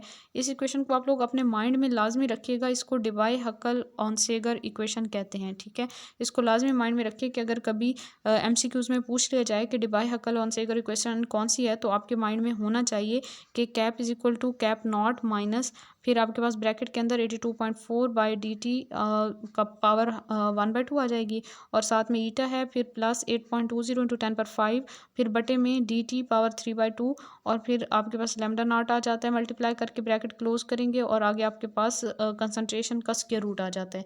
और ये जो हमारे पास इक्वेशन है ना, इसी का ग्राफ हमने पीछे देखा था, कंसंट्रेशन के स्क्वायर रूट वाला और उधर से इक्विवेलेंट कंडक्टेंस वाला। ठीक है, तो ये इस इक्वेशन को हम कहते हैं डिबाई हकल ऑनसेगर इक्वेशन। अच्छा, इन 3 फैक्टर्स को अपने माइंड में रखते हुए डिबायल और हक्कन ने डिराइव की थी मैथमेटिकल इक्वेशन 1923 में। और actually derive relationship by keeping in view the variation of equivalent conductance with concentration. Basically उन्होंने इक्वेलेंट कंडक्टेंस और कंसंट्रेशन के रिलेशन को जहाँ पे एक्सप्लेन किया है। The equation derived by them with was further improved by Onsager in 1926। 1923 में उन्होंने इक्वेशन दी थी डिबाय और हक्कल ने, और बाद में ऑनसेगर ने 1923 में उसे डेवलप किया था, इम्प्रूव किया था। और अभी इस वजह से इस इक्वेशन को डिबाय हक्कल ऑनसेगर इक्वेशन कहते हैं। और ये हमारे पास इक्वेशन आ गई। बेसिकली ये हमें इक्विवेलेंट कंडक्टेंस और कंसंट्रेशन के दरमियान जो है वो रिलेशन बताती है। अच्छा, इसमें जो भी फैक्टर यूज़ हुए हैं वो हम देख लें। तो हमारे पास जो लैम्डा है वो इक्विवेलेंट कंडक्टेंस है at any concentration. Lambda not जो है वो इक्विवेलेंट कंडक्टेंस है at infinite dilution. Infinite dilution mean zero concentration. तो हम जो है इसके ऊपर जो इसके साथ जो है वो जीरो का साइन लगा देते हैं। डी जो है वो डाइलेक्ट्रिक कांस्टेंट है मीडियम का। ईटा जो है विस्कोसिटी ऑफ मीडियम है। टी टेम्परेचर ऑफ सॉल्यूशन है। सी कंसंट्रेशन ऑफ सॉल्यूशन है इन मोल पर डेसीमीटर क्यूब। उसके बाद the value of the dielectric constants of the medium and the viscosity of the medium are constant. ये हमें पता है डाइलेक्ट्रिक कांस्टेंट और विस्कोसिटी हर मीडियम की जो है वो कांस्टेंट होती है for a particular solvent at a given temperature. तो इसी वजह से डी टी और ईटा जो है ये कांस्टेंट है। तो हम इन कांस्टेंट के लिए जो है वो इन कांस्टेंट को सेपरेट करके एक और कांस्टेंट के इक्वल मतलब ए के इक्वल कर दें। 2.4 by D T power 1/2 eta is equal to A के इक्वल कर दिया, और दूसरे जो कांस्टेंट थे उनको हमने बी के इक्वल कर दिया। तो हमने इक्वेशन को सिंप्लीफाई कर लिया। सिंप्लीफाई करके हमारे पास इक्वेशन आ गई cap is equal to cap not minus A plus B cap not. इसको ब्रैकेट में क्लोज करेंगे और बाहर जो है वो कंसंट्रेशन का स्क्वायर रूट आ जाएगा। तो ये हमारे पास फाइनली इक्वेशन आ गई। फिर यहाँ पे इस इक्वेशन को थोड़ा सा रीअरेंज भी कर लिया गया है। यहाँ पे हमने क्या किया है, यहाँ पे हमने करना है जी, ये जो हमारे पास ब्रैकेट वाली सारी टर्म है माइनस के साथ, इसको हम पहले ले आए हैं और लैम्डा नॉट को हम बाद में ले आए हैं। ठीक है, तो इस तरह हमने लिखा। फिर हमने क्या किया, अब इनको जो कंसंट्रेशन का स्क्वायर रूट है इसके साथ हमने अंदर वाली इक्वेशन को मल्टीप्लाई किया और लैम्डा नॉट उसी तरह आ गया हमारे पास। फिर माइनस ए को हमने सी के स्क्वायर रूट से मल्टीप्लाई किया तो माइनस ए स्क्वायर रूट माइनस बाहर वाला जो माइनस था माइनस प्लस माइनस माइनस हुआ। फिर सी के स्क्वायर रूट को बी के साथ मल्टीप्लाई किया तो minus B C square root और लैम्डा नॉट उसी तरह आपके पास आ गया। ये मल्टीप्लाई हो रहा था ऑन द होल, तो इसको साइड पे उसी तरह लिख लेंगे।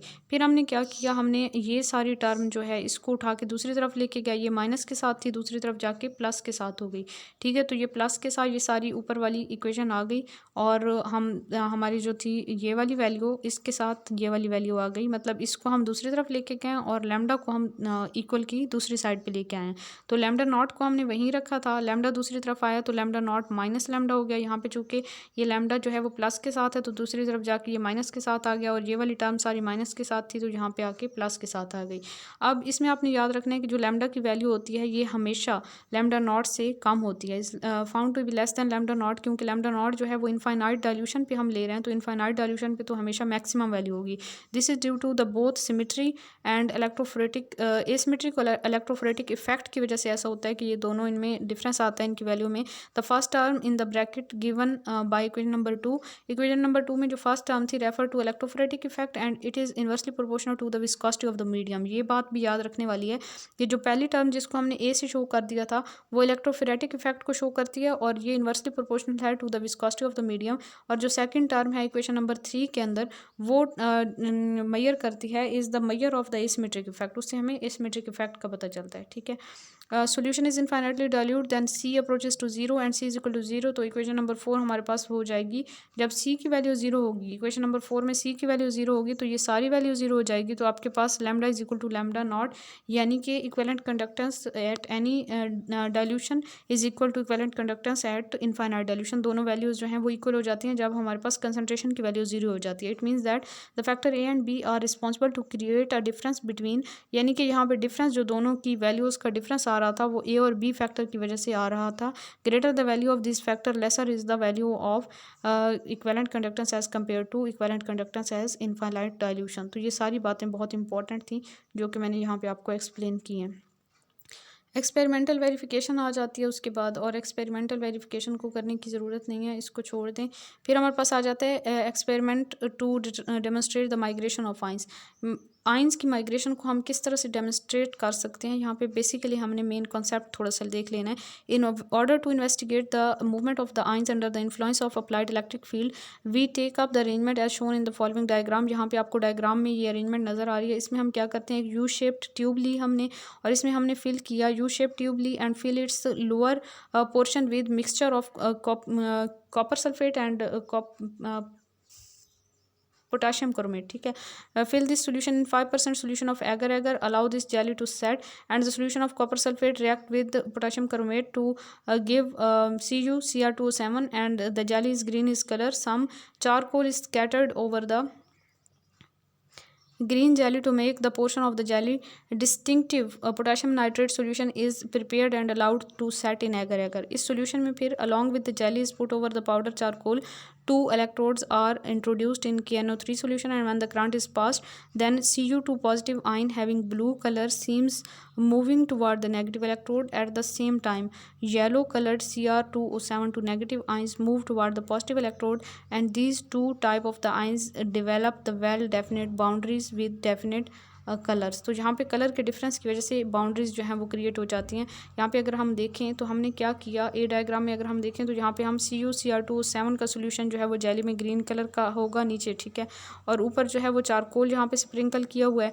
यहाँ पे हम KNO3 का सोल्यूशन लेते हैं इन जेली और ऊपर जो है हम KNO3 सोल्यूशन यहाँ पे लिया जेली के बगैर, फिर यहाँ पे KNO3 सोल्यूशन है और यहाँ पे जो है KNO3 सोल्यूशन इन जेली लिया। यहाँ पे हमने इलेक्ट्रोड्स को डिप किया, उनको बैटरी के साथ कनेक्ट किया, तो फिर हमारे पास क्या होगा कि यहाँ पे Cu2 positive ion blue colour का और Cr2O7 टू नेगेटिव आयन जो येलो कलर के ये मूव करेंगे। बेसिकली आयन की मूवमेंट को हम देख रहे हैं, ये तो हमें पहले भी पता है, बस यहाँ पे जब कलरफुल होगा तो वो हम इसको ऑब्जर्व कर सकेंगे कि पॉजिटिव आयन जो है वो मतलब जो कैटाइन है वो कैथोड की तरफ मूव करें और जो एनाइन है वो एनोड की तरफ मूव करते हैं। तो इसमें MCQs के लिहाज से कोई ऐसी खास बात नहीं थी, इसको छोड़ दें, इसको ना करें। फिर हमारे पास आ जाता है discharging of the electrons during electrolysis. Electrolysis के दरमियान इलेक्ट्रॉन्स की जो डिस्चार्जिंग है उसको हमने स्टडी करना है। अच्छा जी, इस टॉपिक को अंडरस्टैंड करने के लिए हम अगर थोड़ा सा रिकॉल करें अपने कॉन्सेप्ट को, तो हमें पता है कि जो हर आयन होता है इलेक्ट्रोलाइट का, उसकी एक अपनी आयनिक मोबिलिटी होती है, जो कि हम अभी तक पढ़ते आए हैं कि हर आयन की अपनी एक आयनिक मोबिलिटी होती है, जो कि हम कोरेशस लॉ में भी हमें आयन की मोबिलिटी के बारे में हमने पढ़ा, हमने उनकी कंडक्टेंस के बारे में पढ़ा। बेसिकली इनडायरेक्टली हम मोबिलिटी से कनेक्ट कर सकते हैं इस चीज़ को। और जो इक्वेलेंट अमाउंट्स होती हैं आयन्स की, मतलब जो आयन्स की अमाउंट इलेक्ट्रोड पे डिस्चार्ज हो रही होती हैं वो इक्वेलेंट अमाउंट होंगी, मीन कैटाइन और एनाइन जो हैं वो इक्वेलेंट अमाउंट में जो है वो डिस्चार्ज होंगे। When the solution of an electrolyte undergoes electrolysis, जब इलेक्ट्रोलिसिस करवाते हैं, any how the change in the concentration around each electrode, her electrode के गिर्द जो कंसंट्रेशन चेंज होगी वो डिपेंड करेगी स्पीड ऑफ आयन पे और टाइप ऑफ इलेक्ट्रोड पे। ठीक है, आयन की स्पीड और इलेक्ट्रोड की टाइप पे डिपेंड करेगी change in concentration around each electrode. This phenomena has been explained by Hittorf by means of theoretical device। और Hittorf ने एक theoretical device के ज़रिए इस phenomena को explain किया। तो Hittorf explanation है take a hypothetical tank। अच्छा, इसको जो है ना मैं डायग्राम से explain कर देती हूँ। यहाँ पे डायग्राम में आपको नज़र आ रहा है कि ये जो हिटॉर्फ ने एक हाइपोथेटिकल डिवाइस के ज़रिए एक्सप्लेन किया था माइग्रेशन ऑफ आइंस को, और या हम कह सकते हैं कि वैलेंसी ऑफ आइंस को और change of concentration around electrodes को। जब हमारे इलेक्ट्रोड्स जो हों वो इनर्ट हों तो हमारे पास ये डायग्राम होगी। यहाँ पे आपको नज़र आ रहा है कि ये आपके पास पॉजिटिव इलेक्ट्रोड है जिसको हम क्या कहेंगे, एनोड कहेंगे। ये आपके पास नेगेटिव इलेक्ट्रोड है जिसको हम कहेंगे कैथोड। इसके दरमियान हमने इलेक्ट्रोलाइट फिल किया और इलेक्ट्रोलाइट को हमने 3 कंपार्टमेंट में डिवाइड कर दिया। ठीक है, आइंस को पेयर्स में अरेंज करके 3 कंपार्टमेंट्स बना दिए। एक कंपार्टमेंट जो कैथोड के करीब वाला है उसको हम कैथोडिक कंपार्टमेंट कहेंगे, वो कंपार्टमेंट जो एनोड के करीब वाला है उसको हम एनोडिक कंपार्टमेंट कहेंगे, और सेंटर वाले कंपार्टमेंट को हम सेंट्रल कंपार्टमेंट कहेंगे। यहाँ पे इलेक्ट्रोलाइट के जो कैटाइन और एनाइन थे उनको हमने पेयर में अरेंज करके रखा। मतलब ये एक इमेजिनरी चीज़ है कि पॉजिटिव और नेगेटिव आइंस को हमने यहाँ पे अरेंज किया। ये आपके पास जो है 4 पेयर्स जो हैं वो कैथोडिक कंपार्टमेंट में हैं, 4 पेयर्स एनोडिक कंपार्टमेंट में हैं और 5 पेयर्स जो हैं वो 1 2 3 4 5 जो हैं वो सेंट्रल कंपार्टमेंट में हैं। अब हम 3 केसेस यहाँ पे फ़र्ज़ करेंगे और उन 3 केसेस को देखेंगे और उसके लिहाज से हम आइंस की वेलोसिटी को और कंसंट्रेशन के चेंज को नोट करेंगे। लेकिन जहाँ पे आप लोगों ने याद रखना है कैटायन और एनायन की वैलेंसी सेम होनी चाहिए, यानी जैसे हम NaCl ले लें तो NaCl में इसकी +1 है तो इसकी -1 है, यानी कि दोनों की वैलेंसी 1-1 है, यूनिवैलेंट है ये। अगर हम MgCl2 कहें तो MgCl2 हम नहीं लेंगे यहाँ पे क्योंकि वैलेंसी जो है वो आपके पास चेंज हो जाएगी, क्लोराइड की -1 और मैग्नीशियम की +2, तो सेम वैलेंसी वाले आयंस जहाँ पे हम लेके अपने इस चीज़ को अंडरस्टैंड करेंगे। क्योंकि सेम वैलेंसी होगी तो वो जो है वो सेम स्पीड में मूव कर सकते हैं, तो उनकी स्पीड को मेजर करना कंपैरेटिवली इजी हो जाता है। अच्छा जी, यहाँ पे हम पहला केस फ़र्ज़ करते हैं कि हमारे पास जो 4-4 कैथोडिक और एनोडिक कंपार्टमेंट में 4-4 पेयर्स थे आयंस के। हम ये सपोज़ करते हैं कि यहाँ से 2 एनाइंस जो हैं वो मूव किए, 2 एनाइंस, और वो चले गए एनोडिक कंपार्टमेंट में, कैथोडिक कंपार्टमेंट से एनोडिक कंपार्टमेंट में आ गए, जबकि यहाँ पे जस्ट हमारे एनाइंस मूव कर रहे हैं। हम ये फ़र्ज़ कर रहे हैं कि जस्ट एनाइंस मूव कर रहे हैं, कैटाइंस मूव नहीं कर रहे। ठीक है, तो हमने क्या देखा कि यहाँ से 2 एनाइंस चले गए जो कि आपके पास आ गए एनोडिक कंपार्टमेंट में, और यहाँ पे जो पेयर था वो ख़त्म हुआ और 2 कैटायन जो है वो अकेले रह गए। तो जब हम करंट फ्लो करवाएंगे, यहाँ से करंट पास करवाएंगे, तो क्या होगा कि ये दोनों कैटायन जो होंगे वो कैथोड के ऊपर डिस्चार्ज हो जाएंगे और जो दोनों एनायन हैं वो एनोड के ऊपर डिस्चार्ज हो जाएंगे। तो नंबर ऑफ़ आयंस जो डिस्चार्ज हो रहे हैं वो इक्वल है। ठीक है, और इसमें हम ये देखें कि कंसनट्रेशन कहाँ पे चेंज हुई है, तो कंसनट्रेशन हमारे पास एनोडिक कंपार्टमेंट में कंसनट्रेशन सेम रही है, जितने हमने पेयर्स लिए थे एनायन और कैटायन के उतने ही रहे हैं। और यहाँ पे हमारे पास कैथोडिक कंपार्टमेंट में 2 मॉलिक्यूल से कंसंट्रेशन जो है वो डिक्रीज़ हो जाएगी, यानी कि 2 मॉलिक्यूल जहाँ पे निकल जाएंगे, यहाँ पे 2 मॉलिक्यूल जितनी कंसंट्रेशन जो है वो कम हो जाएगी। अब दूसरा कंक्लूजन हम ये देखें कि हमारे पास कितनी कंसंट्रेशन कम हुई है, ये डिपेंड करता है कि उस इलेक्ट्रोड के पास से कितने आयंस जो है वो मूव करके गए हैं। मीन के वहाँ पे जो आयंस की मोबिलिटी है उसके ऊपर कंसंट्रेशन का फॉल जो है वो डिपेंड कर रहा है। अगर इसी केस को हम रिवर्स मीनिंग में ले लें कि हमारे पास 4-4 जो है वो पेयर्स थे कैटाइंस और एनाइंस के, पहले हमने केस में देखा कि एनाइंस मूव करें, कैटाइंस मूव नहीं करें। अब हम अगर ये कहें कि यहाँ से 2 कैटाइंस जो हैं वो मूव करके चले जाएं कैथोडिक कंपार्टमेंट में, तो क्या होगा कि 2 कैटाइंस यहाँ पे आके डिस्चार्ज हो जाएंगे और यहाँ से जो है वो 2 एनाइन जो हैं वो डिस्चार्ज हो जाएंगे। इसके ऊपर 2 एनाइन जो हैं एनोड के ऊपर डिस्चार्ज होंगे, तो हमारे पास फॉल इन कंसनट्रेशन कहाँ पे होगा, उस कंपार्टमेंट में कंसनट्रेशन डिक्रीज़ होगी जिस कंपार्टमेंट से आयंस जो हैं वो मूव करके चले गए हैं। मीन के डिपेंड करता है आयनिक मोबिलिटी के ऊपर कंसंट्रेशन का फॉल डिपेंड करता है। ठीक है, फिर दूसरे केस में आते हैं हम। दूसरे केस में हम ये कहते हैं कैटाइन और एनाइन जो है वो सेम स्पीड के साथ मूव कर रहे हैं। पहले केस में हमने ये कहा था कि हमारे एनाइंस जो हैं वो मूव कर रहे हैं और कैटाइन मूव नहीं कर रहे हैं। मीन के कैटाइन बहुत हैवी हैं और एनाइन जो है वो बहुत लाइट हैं, वो इजीली मूव कर सकते हैं। पहले हमने ये बात की थी। ठीक है, तो हमारे पास सिर्फ एनाइन मूव कर रहे थे, तो तब जो डिस्चार्जिंग हो रही थी कैटाइन और एनाइन की वो इक्विवेलेंट थी, मतलब 2-2 एनाइन और 2 कैटाइन ही डिस्चार्ज हो रहे थे। दूसरे केस में हम ये कहते हैं कि हमारे पास 2 कैटाइन और 2 एनाइन जो है वो मूव कर रहे हैं, मीन उनकी स्पीड सेम है। तो हमारे 2 कैटाइन यहाँ से निकल के चले गए इस साइड पे और यहाँ से जो है वो 2 एनाइन निकल के इस साइड पे आ गए। तो टोटल जो है यहाँ पे 4 अनपेयर्ड एनाइन हो गए और 4 अनपेयर्ड कैटाइन हो गए। ठीक है, तो 4 कैटाइन जो हैं वो डिस्चार्ज होंगे, 4 एनाइन जहाँ से डिस्चार्ज होंगे, तो नंबर ऑफ आयंस डिस्चार्जिंग जो हैं वो इक्वल होंगे, इक्वेलेंट अमाउंट में जो है वो आयंस डिस्चार्ज होंगे। और इसके अलावा डिक्रीज़ इन कंसंट्रेशन की बात करें तो इक्वली कंसंट्रेशन डिक्रीज़ होगी, क्योंकि दोनों तरह के आयंस की मोबिलिटी सेम थी।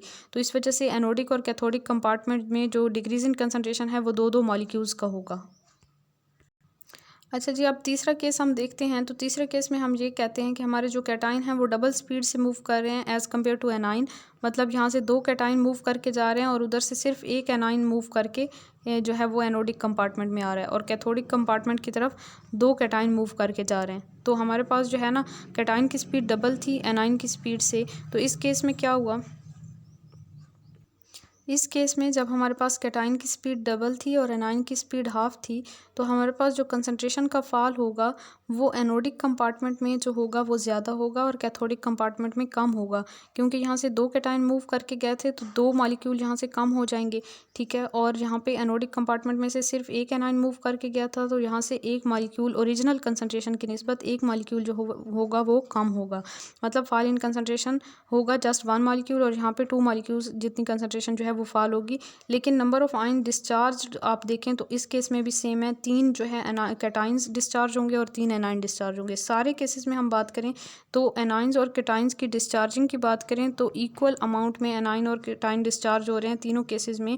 लेकिन फॉल इन कंसनट्रेशन की बात करें तो कंसनट्रेशन का फॉल डिपेंड कर रहा है on the ions which is migrating away from that electrode. Mean के जो आइन उसकी आयनिक मोबिलिटी पे डिपेंड कर रहा है, जो भी आइन वहाँ से इलेक्ट्रोड से दूर जा रहा है उसकी आयनिक मोबिलिटी पे कंसनट्रेशन का फॉल जो है वो डिपेंड कर रहा है। तो अब यहाँ से कंक्लूजन हम देखें तो 3 कंक्लूजन हम निकाल सकते हैं। Fall in concentration around cathode is directly proportional to speed of anion, और fall in concentration in anode is around anode is directly proportional to speed of cation. उसके बाद हम बात करें तो fall in concentration around anode की बात करें तो fall in concentration around cathode की अगर हम बात करते हैं तो स्पीड ऑफ कैटाइन की ये डायरेक्टली रिलेटेड है और स्पीड ऑफ एनाइन के इन्वर्सली रिलेटेड है। ठीक है, irrespective of the speed of the आइन the number of the ions liberated, ये हमने देख लिया, या डिस्चार्ज, वो इक्वल हैं दोनों में। ठीक है, there is no change in concentration in the central compartment. और सेंट्रल कंपार्टमेंट में आप देखें तो सारे केसेस में सेंट्रल कंपार्टमेंट में नंबर ऑफ जो पेयर्स थे आइंस के वो इक्वल ही रहे हैं, उसमें कोई चेंज नहीं आया, वो कांस्टेंट रहे हैं। जो अभी हमने हिट ऑफ मेथड को डिटेल में स्टडी किया है उस केस में हमारे पास इलेक्ट्रोड्स जो थे वो अटैकेबल नहीं थे। लेकिन अब अगर हम बात करते हैं कि when the electrodes are attackable, तो फिर क्या होगा, जब इलेक्ट्रोड्स हमारे अटैकेबल होंगे तो फिर उस केस में इलेक्ट्रोड्स भी पार्टिसिपेट करेंगे और हमारे पास एक इलेक्ट्रोड जो है वो घुलता जाएगा और दूसरा इलेक्ट्रोड जो है उसका वेट इंक्रीज़ होता जाएगा। इसमें हम एग्जाम्पल लेते हैं सिल्वर नाइट्रेट की। जब हम सिल्वर नाइट्रेट की इलेक्ट्रोलिसिस करवाते हैं और सिल्वर इलेक्ट्रोड को यूज़ करते हैं तो हमारे पास जो सिल्वर का एनोड है, एनोड डिज़ोल्व होता जाएगा और इक्विवेलेंट अमाउंट ऑफ सिल्वर जो है वो डिपॉजिट होती जाएगी कैथोड के ऊपर। और if we study the Hittorf device as we propose previously then we reach the following conclusions. तो हमारे पास कंक्लूजन ये आ जाएंगी कि both electrodes equal number of ions of the same valence type are discharge, दोनों electrode पे equal number of ion discharge होंगे। There is always decrease in concentration around cathode, cathode के गिर्द हमेशा कंसनट्रेशन डिक्रीज होगी अटैकेबल इलेक्ट्रोड्स की form में। ठीक है, मतलब उस केस में the decrease in concentration around the cathode is equal to the increase in concentration around the anode. Cathode पे जितनी कंसनट्रेशन डिक्रीज होगी एनोड पे उतनी ही कंसनट्रेशन इंक्रीज होगी। The concentration of the middle compartment does not change, और middle compartment की concentration change नहीं होती। उसके बाद नेक्स्ट कॉन्सेप्ट हमारे पास आ जाता है ट्रांसपोर्ट नंबर का। Transport number is the fraction of the total current carried by the ions, मतलब कि जितने भी हमारे पास टोटल आइंस हैं उनमें से कोई स्पेसिफिक आइन जो है वो कितना करंट कैरी करता है उसकी जो फ्रैक्शन है टोटल आइंस में से, उसी को हम ट्रांसपोर्ट नंबर कहते हैं। जैसे हम पीछे मोल फ्रैक्शन की बात करते हैं ना, तो मोल फ्रैक्शन में हम कहते हैं कि number of moles of one component divided by sum of all number of moles of all components. ठीक है, तो उसमें हमारे पास जो है ट्रांसपोर्ट नंबर भी थोड़ा उसी टाइप का कंसेप्ट आ जाता है कि ट्रांसपोर्ट नंबर जो है ये फ्रैक्शन है टोटल करंट की जो कि एक आइन कैरी कर रहा होता है या कोई स्पेसिफिक आइन कैरी कर रहा होता है। Transport number is also called transference number और हिट ऑफ नंबर। याद रखिएगा कि ट्रांसपोर्ट नंबर को ट्रांसफेरेंस नंबर या हिट ऑफ नंबर भी कहते हैं। It is the property of the anion और cation and may be denoted by T positive और टी नेगेटिव। कैटाइन के लिए टी पॉजिटिव और एनाइन के लिए टी नेगेटिव ट्रांसपोर्ट नंबर के लिए हम यूज़ करेंगे, या ट्रांसफेरेंस नंबर या हिट ऑफ नंबर के लिए। अच्छा जी, greater the speed of the ion greater is the amount of the current carried by it. जितनी ज़्यादा स्पीड होती है किसी आइन की वो उतना ही ज़्यादा करंट कैरी कर सकता है and greater will be it's transport number. Speed of cation को हम यू सी से शो करेंगे, एनाइन की स्पीड को यू ए से शो करेंगे। Current carried by cation is directly proportional to speed of cation यानी कि के यू सी, और current carried by anion is directly proportional to its speed. So U A K is directly related होगा, के you हो जाएगा, के U A आ जाएगा। Total current carried is equal to K U C plus K U A, और फिर हमारे पास जो इसका सम हमने के को साइड पे निकाल लिया तो you C plus you A आ जाएगा। ट्रांसपोर्ट नंबर बेसिकली हम कैटाइन का निकालेंगे तो ऊपर जो है वो उसका आपके पास आ जाएगा current carried by cation divided by current carried by cation plus current carried by A9. तो ये ट्रांसपोर्ट नंबर का बेसिकली फाइनल हमारे पास फार्मूला है, यहाँ से कैंसिल हो जाएगा के। ठीक है, तो फाइनली हमारे पास के को हम जब ख़त्म कर देंगे तो हमारे पास आ जाएगा ये फाइनल इक्वेशन है। Transport number of cation is equal to हमारे पास speed of cation by speed of cation plus speed of anion आ जाएगा। ठीक है, तो इसमें स्पीड की फॉर्म में लिख सकते हैं या फिर करंट कैरिड की फॉर्म में भी हम लिख सकते हैं। ट्रांसपोर्ट नंबर ऑफ एनाइन की बात करें तो उसमें भी हम दो इक्वेशन ये वाली बना लेंगे। कैटाइन और एनाइन के लिए आप ट्रांसपोर्ट नंबर की इक्वेशन को याद रखें। According to question number 4 and 5 the value of the transport number of the ion is the quantity less than unity, यानी कि यहाँ पे आइन इनकी जो ट्रांसपोर्ट नंबर की वैल्यू है हमेशा उसका जो सम होगा वो 1 के इक्वल होगा, और किसी एक की वैल्यू की बात करेंगे तो वो 1 से कम होगी, जैसे हम बात करते थे पीछे उस केस में मोल फ्रैक्शन के केस में। तो मोल फ्रैक्शन का सम भी हमेशा यूनिटी। एक और इम्पॉर्टेंट बात याद रखिएगा कि ट्रांसपोर्ट नंबर किसी भी आयन का जो है ये कांस्टेंट क्वांटिटी नहीं होती, बल्कि ये सेकंड आयन पे डिपेंड कर रही होती है ये क्वांटिटी कि दूसरा आयन कौन सा उसके साथ अटैच है। उसके बाद है determination of transport number. There are two method for determination of transport number, एक है हिट ऑफ मेथड और दूसरा है मूविंग बाउंड्री मेथड। यहाँ पे जस्ट इनके नेम याद रखें, इनकी डिटेल में जाने की ज़रूरत नहीं है। हिट ऑफ मेथड को तो हम पढ़ ही चुके हैं, तो इसको हम इसकी यहाँ से ये बस एक लाइन देख लेते हैं कि decrease in the concentration around an electrode is proportional to the speed of the ion moving away from it. तो ये स्पीड के लिहाज से हम इसे एक्सप्लेन कर सकते हैं। हिट ऑफ मेथड के ज़रिए जब हम ट्रांसपोर्ट नंबर को मेजर करते हैं ना, तो हमारे पास कुछ इस तरह से ऑपरेटर्स आता है कि हम एक सेंट्रल कंपार्टमेंट लेते हैं, एक एनोडिक कंपार्टमेंट लेते हैं, एक कैथोडिक कंपार्टमेंट लेते हैं। तो ऑपरेटर्स में भी हमारे पास सेम इसी तरह जो है वो 3 कंपार्टमेंट जो हैं वो बन जाते हैं, और इस ऑपरेटर्स के ज़रिए जो है हम ट्रांसपोर्ट नंबर फाइंड कर सकते हैं किसी भी आयन का by Hittorf method. Moving boundary method की भी हम डिटेल तो नहीं करेंगे, लेकिन इसमें बेसिक प्रिंसिपल जो यूज़ किया जाता है वो ये कि जो ट्रांसपोर्ट नंबर होता है वो डिपेंड करता है आयंस की स्पीड के ऊपर। तो यहाँ पे वो स्पीड वाला प्रिंसिपल यूज़ किया जाता है, ठीक है। तो इसको भी डिटेल में करने की ज़रूरत नहीं है, इसका जस्ट नेम याद रखें कि इस मेथड के ज़रिए हम ट्रांसपोर्ट नंबर को मेजर कर सकते हैं मूविंग बाउंड्री मेथड के ज़रिए। फिर है factor which affect the transport number of the ion. We know that the transport number depend upon the velocity of the ions. ये तो हम बहुत बार पढ़ चुके हैं, वेलोसिटी पे डिपेंड करता है। The velocity of the ion is influenced by following factor. Velocity पे जो फैक्टर इफेक्ट करते हैं वो ट्रांसपोर्ट नंबर पे भी इफेक्ट करेंगे। पहला है नेचर ऑफ द आयन, दूसरा nature of the other ion present, तीसरा हाइड्रेशन ऑफ आयंस, चौथा कंसंट्रेशन, पांचवा है टेम्परेचर। और ये हमारे पास थे फैक्टर्स। इन फैक्टर्स को हम थोड़ा थोड़ा देख लेते हैं डिटेल में। Nature of ion, the size of the ion determine the speed of the ion. अब साइज पे तो जाहिर सी बात है स्पीड डिपेंड करती है under the given potential difference. Small size ion जैसे कि H पॉजिटिव है in 0.1 molar HCl has greater velocity than Na positive ion in 0.1 molar NaCl। ठीक है, तो H पॉजिटिव आयन का साइज स्मॉल है, तो Na पॉजिटिव आयन की निस्बत अगर बेशक दोनों की कंसनट्रेशन हमने सोल्यूशन की सेम रखी, फिर भी हमारे पास जो है वो H पॉजिटिव आयन की स्पीड ज़्यादा होगी, तो उसका ट्रांसपोर्ट नंबर भी ज़्यादा होगा। दूसरा है nature of other ion present. अच्छा जी, नेचर ऑफ अदर आयन पे किस तरह डिपेंड करता है, इसमें अगर हम देखें तो हमारे पास जो ट्रांसपोर्ट नंबर होता है वो अगर डेफिनेशन के लिहाज से देखें तो it is the ratio of transport number of one ion to sum of the velocities. It is the ratio of velocities of ion to the sum of the velocities of both ions. So the nature of the companion ions changes then the transport number also changes. तो इसमें हम ये देखें कि हमारे पास हम transport number of chloride की बात करें, HCl में ये डिफरेंट होगा, और transport number of chloride in NaCl ये डिफरेंट होगा। HCl में अगर आप देखें तो हमारे पास जो बटे के नीचे आ रहा है वो H पॉजिटिव की और Cl नेगेटिव की वेलोसिटी की बात कर रहे हैं, और दूसरे केस में Na पॉजिटिव और Cl नेगेटिव की हम बात करें वेलोसिटी की, ठीक है।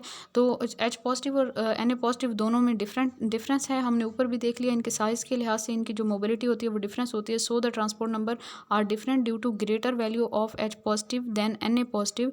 जो Cl नेगेटिव का ट्रांसपोर्ट नंबर है from HCl is smaller. HCl में Cl नेगेटिव का ट्रांसपोर्ट नंबर स्मॉल होता है और NaCl में जो है वो ज़्यादा होता है।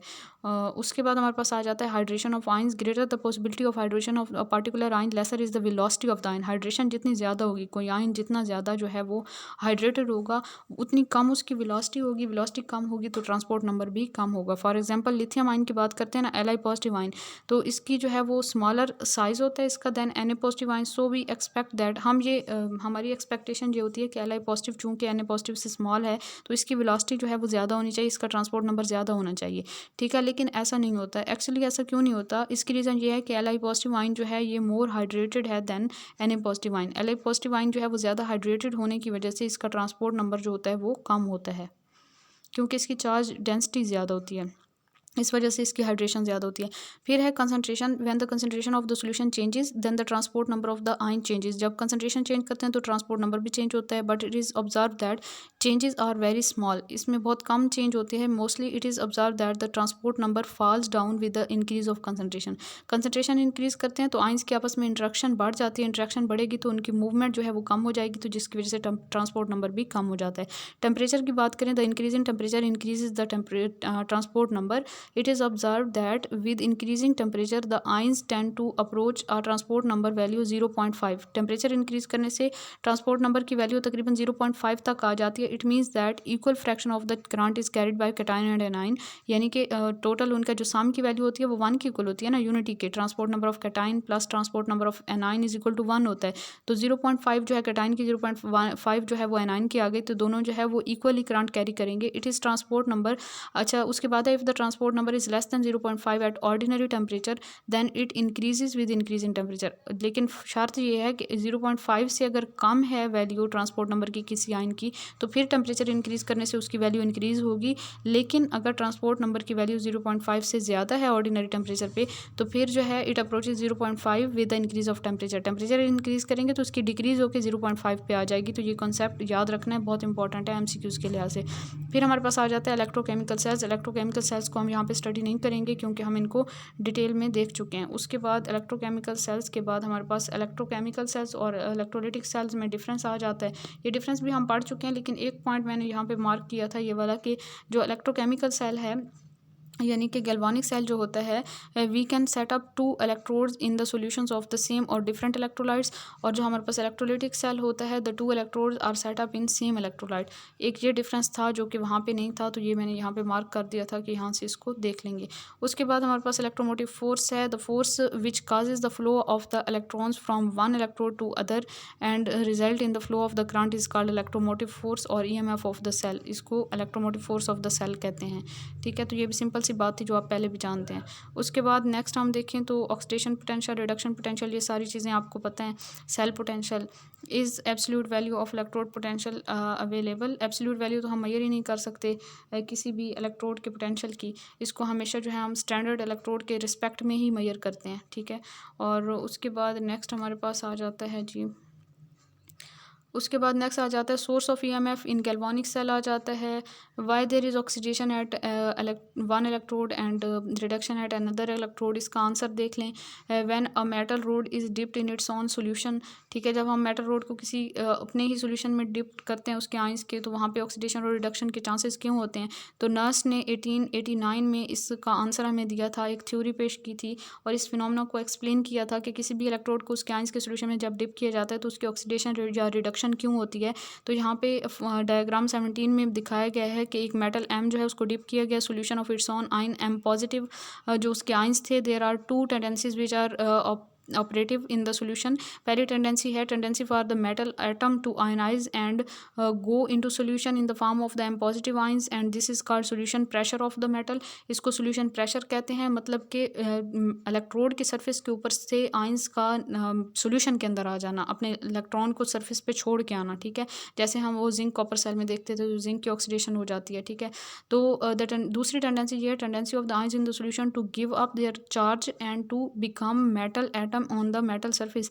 This is called osmotic pressure of the ions. Ions का सोल्यूशन से निकलकर इलेक्ट्रोड पे चले जाना ऑस्मोटिक प्रेशर कहलाता है और आयन का इलेक्ट्रोड से निकलकर सोल्यूशन में आ जाना सोल्यूशन प्रेशर कहलाता है। ठीक है, फिर हमारे पास यहाँ पे जो है ना वो 2-3 केसेस आ जाती हैं। सोल्यूशन प्रेशर ऑफ मेटल दिखाया हुआ है आपको, फिर ऑस्मोटिक प्रेशर ऑफ आइंस भी दिखाया हुआ है। नर्स ने हमें क्या कहा, नर्स ने हमें ये कहा कि एक says that an equilibrium is set up.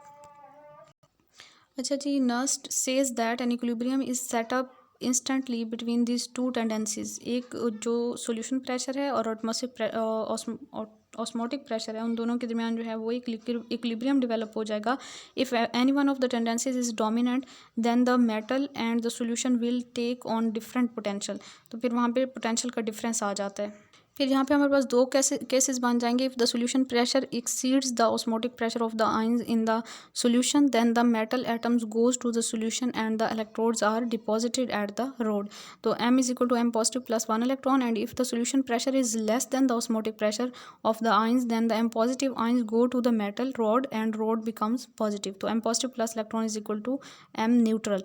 So in galvanic cell each electrode acquires a certain potential due to the difference in the rate of the migration and the return of the cation.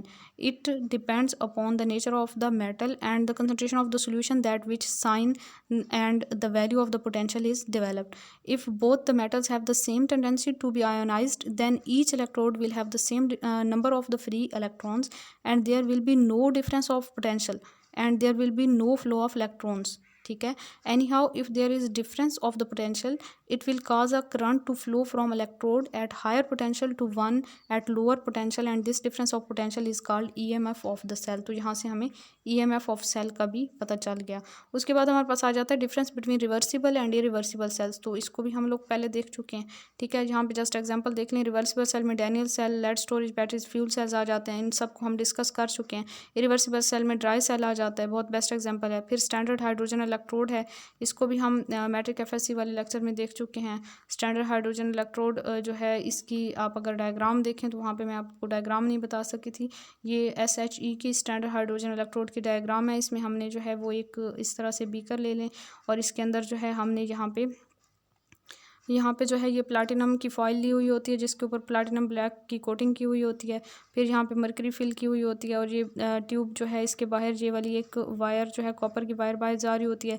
यहाँ पे एक glass का cover इसके ऊपर लगाया जाता है, ठीक है, और यहाँ से हाइड्रोजन गैस को अंदर दाखिल करवाया जाता है 1 atm प्रेशर पे और कॉपर की वायर ये बाहर की तरफ जा रही है। ये मैंने आपको पहले बता दिया। टेम्परेचर 25 डिग्री सेल्सियस रखा जाता है, 1 मोलर HCl सोल्यूशन लिया जाता है, ठीक है। तो ये चीज़ मैंने एक्सप्लेन तो की थी, बस डायग्राम आपको नहीं दिखाई थी, तो वहाँ से इसको रिलेट कर लीजिएगा। और शी को भी हमने पढ़ चुके हैं पहले।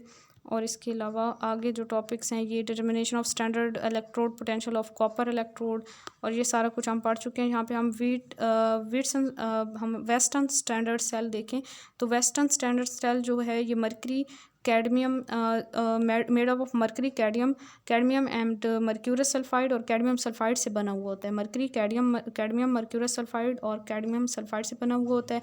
प्लाटिनम के इलेक्ट्रोड यूज़ होते हैं इसमें और ये एक रेफरेंस इलेक्ट्रोड है। इसकी आपको डायग्राम यहाँ पे नज़र आ जाएगी, ये है इसकी डायग्राम। रेफरेंस इलेक्ट्रोड है मीन के स्टैंडर्ड हाइड्रोजन इलेक्ट्रोड की तरह, इसको भी यूज़ करके हम किसी और इलेक्ट्रोड का पोटेंशियल मेजर कर सकते हैं। इसकी डिटेल अगर आपने देखनी हो तो मैं आपको जो है ना वो एक प्लेलिस्ट का लिंक ऐड कर दूंगी डिस्क्रिप्शन में, वहाँ से देख लीजिएगा। वीडियो बहुत ज़्यादा लेंथी हो गई है तो ज़्यादा डिटेल में नहीं जाते, बस MCQs के लिहाज से फ़िलहाल हम देखते हैं। कोलिमल इलेक्ट्रोड की कैलोमल इलेक्ट्रोड की बात करें तो ये भी एक रेफरेंस इलेक्ट्रोड है, जैसे वेस्टर्न सेल है रेफरेंस इलेक्ट्रोड है ये भी, और ये बना हुआ होता है मर्क्यूरस क्लोराइड और पोटाशियम क्लोराइड का, ठीक है। इसमें याद रखिएगा कि वो पीछे वाला सेल जो हमारे पास जो वेस्टर्न सेल है, वेस्टर्न सेल जो है ये बना हुआ होता है मरकरी कैडमियम मर्क्यूरस सल्फाइड और कैडमियम सल्फाइड का, और जो हमारे पास ये वाला सेल है कैलोमल इलेक्ट्रोड ये मर्क्यूरस क्लोराइड और पोटाशियम क्लोराइड का बना हुआ होता है। और इसमें मर्क्यूरस क्लोराइड जो है इसी को बेसिकली कैलोमल कहा जाता है। Hg2Cl2 को कैलोमल कहा जाता है, तो इसी के नेम की वजह से इस सेल को भी कैलोमल सेल कहा जाता है, ठीक है, कैलोमल इलेक्ट्रोड कहा जाता है। और इसमें जो है ना ठीक है, बस इसको इतना ही कर लें। उसके बाद नेक्स्ट हम बात करते हैं किसी भी इलेक्ट्रोड के साथ इसको कनेक्ट करके उसका हम पोटेंशियल मेजर कर सकते हैं। फिर साइन कन्वेंशन वाला भी मैंने आपको पीछे बता दिया था। और यहाँ पे नेक्स्ट हमारा जाता है electrode potential of zinc using calomel electrode, ये भी ना करें, इसको भी छोड़ दें। और जिंक वगैरह के पोटेंशियल आपको पहले याद हैं, ठीक है। Determination of electrode potential of copper using calomel electrode, अच्छा जिंक वाले में नहीं, इसमें से कुछ भी नहीं करना जी। उसके बाद नेक्स्ट टॉपिक आ जाता है इलेक्ट्रोकेमिकल सीरीज़, इसको भी हम कर चुके हैं इलेक्ट्रोकेमिकल सीरीज़ को। आगे यहाँ से कुछ न्यू कंसेप्ट आ रहा है, इसको अगर हम देखें तो जैसे हम गैल्वानिक सेल को स्टडी करते हैं तो वहाँ पे हमें करंट प्रोड्यूस हो रहा होता है, हमारा सेल जो हमें करंट प्रोड्यूस करके दे रहा होता है। तो थर्मोडायनामिक्स के अकॉर्डिंग जो हम रिलेशनशिप हम निकाल सकते हैं इलेक्ट्रिकल एनर्जी और उस वर्क के दरमियान, electrical energy and the maximum amount of the work which is obtain from the cell, work mean जो हमें करंट ऑब्टेन हो रहा है, ठीक है। तो इलेक्ट्रिकल एनर्जी और वर्क के दरमियान जो है अगर हम जो है रिलेशनशिप देखें, इसको मैं थोड़ा सा रीड कर देती हूँ कि when a cell produces a current then the current can be use to do work, current को यूज़ करके हम वर्क कर सकते हैं। And the principle of the thermodynamics can be employed to drive the relationship between electrical energy and the maximum amount of the work which is obtain from the cell. It was observe that for a large number of the reactions, बहुत ज़्यादा reactions में ये देखा गया कि जो electrical energy produce होती है वो उस केमिकल एनर्जी के इक्वल नहीं होती जिसको यूज़ करके एनर्जी प्रोड्यूस की जा रही होती है। It was suggested by Gibbs in 1875 and Helmholtz in 1882। 1875 में गिब्स ने और हेल्महोल्ट्ज ने 1882 में हमें ये बताया कि जो इलेक्ट्रिकल एनर्जी प्रोड्यूस होती है in the reversible cell is equal to the decrease of free energy accompanying the cell reaction. तो वो फ्री एनर्जी चेंज के इक्वल होती है जो कि सेल में फ्री एनर्जी चेंज आ रहा होता है। तो यहाँ पे हम कहेंगे कि electrical energy is equal to quantity of electricity multiply EMF। The electrical energy produce in a cell is the product of quantity of energy, जो इलेक्ट्रिकल एनर्जी प्रोड्यूस हो रही होती है वो इन इक्वल होती है product of quantity of electricity that passes through the cell and the EMF of the cell. तो quantity of electricity multiply EMF of the cell. फिर हम ये कहेंगे कि from Faraday's law of electrolysis we know that for every 1 mole of the electron transferred in the cell reaction the quantity of the electricity that flows through the cell will be 1 Faraday. तो हमारे पास जो quantity of electricity है वो 1 Faraday है, तो हमारे पास electrical energy equal हो जाएगी क्वांटिटी ऑफ इलेक्ट्रिसिटी की जगह पे हम 1 फेराडे लिख देंगे और मल्टीप्लाई जो है हम कर देंगे EMF ऑफ द सेल, ठीक है। तो ये हमारे पास इक्वेशन कुछ इस तरह से आ जाएगी। तो अगर हमारे पास जो है ई जो है वो ईएमएफ ऑफ द सेल है, तो फिर हमारे पास जो है आ जाएगा 1 मोल के लिए आपके पास जो है ना 1 फैराडे आएगा, और एन मोल के लिए एन फैराडे आ जाएगा। तो एन एफ और आपके पास इसके लिए ई यूज़ किया, तो हमारे पास electrical energy is equal to N E F आ जाएगा। फिर हमने ये कहा कि इलेक्ट्रिकल एनर्जी जो है वो गिब्स फ्री एनर्जी चेंज के इक्वल है, तो हम इन दोनों इक्वेशन को कंपेयर कर लेंगे। तो हमारे पास आ जाएगा minus del G is equal to N E F. Gibbs free energy change जो है वो माइनस में आ जाएगा, क्योंकि यहाँ पे जो है वो सिस्टम जो हमें वर्क करके दे रहा है, तो नेगेटिव साइन आ जाएगा। A well known equation from the thermodynamics is Gibbs Helmholtz equation है, जो कि ये वाली है, del G is equal to del H plus T differential del G और डिफरेंशियल टी, और ब्रैकेट के बाहर आपके पास पी आ जाएगा। तो इस इक्वेशन को याद रखें। बेसिकली आप लोग ये वाली इक्वेशन और ये वाली इक्वेशन याद रखें। फिर हमारे पास ये वाली इक्वेशन आ जाएगी, मतलब डेल जी की जगह पे हमने एन ई एफ लगा दिया, तो ये इक्वेशन आ गई, और उस माइनस का साइन जो है वो हम इधर ले आए हैं, ठीक है। तो इसमें हमारे पास जस्ट वैल्यू हमने पुट किया। फिर हम ये कहते हैं कि temperature coefficient is the rate of the change of the EMF of the cell with respect to the temperature. ये जो है टेम्परेचर कोएफिशिएंट है, it is rate of change of EMF of the cell with respect to temperature. उसके बाद हमारे पास next आ जाता है इक्वेशन से कंक्लूजन निकालें अगर हम, तो डी ओवर डी टी जो है is extremely small that is very close to zero, then the electrical energy N E F is equal to the enthalpy change according to equation number 5। Equation number 5 के according अगर हमारे पास D E over D T जो है वो बहुत ज़्यादा small हो, तो फिर हमारे पास जो है ये दोनों एक दूसरे के इक्वल हो जाएंगे, ठीक है। इंथाल्पी चेंज के इक्वल आ जाएगा इलेक्ट्रिकल एनर्जी। और उसके बाद दूसरा केस ये है कि D over D T positive होता है, तो electrical energy produce is greater than heat of reaction at constant pressure. तो फिर अगर ये पॉजिटिव होगा तो इलेक्ट्रिकल एनर्जी जितनी प्रोड्यूस हो रही है वो ज़्यादा होगी then heat of reaction. D E over D T की वैल्यू अगर आपके पास पॉजिटिव है, तो इसका मतलब है कि जो हमारे पास हीट चेंज ऑफ रिएक्शन है उसमें हम कुछ चीज़ प्लस कर रहे हैं, तो तभी हमारे पास ये इलेक्ट्रिकल एनर्जी आ रही है। तो इट्स मीन कि इलेक्ट्रिकल एनर्जी जो है वो ज़्यादा है देन हीट ऑफ रिएक्शन, ठीक है। उसके बाद D over D T is negative, then the electrical energy produce उसके उलट हो जाएगा, is less than the heat of reaction and the additional energy is being absorbed by the surrounding. D over D T के meanings क्या हैं? This is the rate of change of E M F of the cell with respect to the temperature. Rate of change of E M F of the cell with respect to the temperature. If the change of temperature does not effect E, then D over D T is zero. अगर E M F के ऊपर temperature के change पर का कोई effect नहीं होता, तो फिर हमारे पास जो टेम्परेचर कोएफिशिएंट है इसकी वैल्यू जीरो आ जाती है। If the increase of temperature increases the EMF of the cell, then D over D T is positive. अगर तो टेम्परेचर को इंक्रीज करने से सेल का ईएमएफ इंक्रीज करे, तो फिर हमारे पास ये वैल्यू पॉजिटिव होती है, और अगर टेम्परेचर इंक्रीज करने से EMF of the cell decrease करे, तो डी ओवर डी टी जो है उसकी वैल्यू नेगेटिव आती है। उसके बाद हमारे पास आ जाता है relationship of del G del H and del S with EMF. इसमें आपने ये वाली इक्वेशन हमने पहले देख ली, del G is equal to minus N E F, और एक ये इक्वेशन फाइनली याद रखें। उसके बाद आप लोग एक ये इक्वेशन याद रखें, del G is equal to del H minus T del S. Thermodynamics में भी हम लोग ये इक्वेशन पढ़ चुके हैं, और इसको हम कहते हैं गिब्स हेल्महोल्ट्ज इक्वेशन के अकॉर्डिंग ही हम ये इक्वेशन जो है वो अरेंज करते हैं। उसके बाद हमारे पास एक फाइनल इक्वेशन ये वाली याद रखें, del S is equal to N F partial और पार्शियल टी, और बाहर जो है कांस्टेंट प्रेशर के लिए पी लिखेंगे। So the entropy change of the reaction is zero when the temperature coefficient of cell is zero.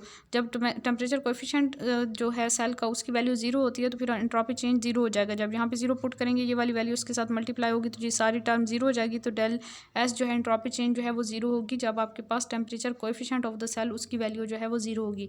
लिहाजा हम ये कह सकते हैं अगर किसी सेल का दर्जा हरारत बदलने से ईएमएफ नहीं बदलता, तो उस कीमियाई तामुल में एंट्रोपी की तब्दीली नहीं होती। एमसीक्यू उसके लिहाज से बहुत ज़्यादा इंपॉर्टेंट पॉइंट था।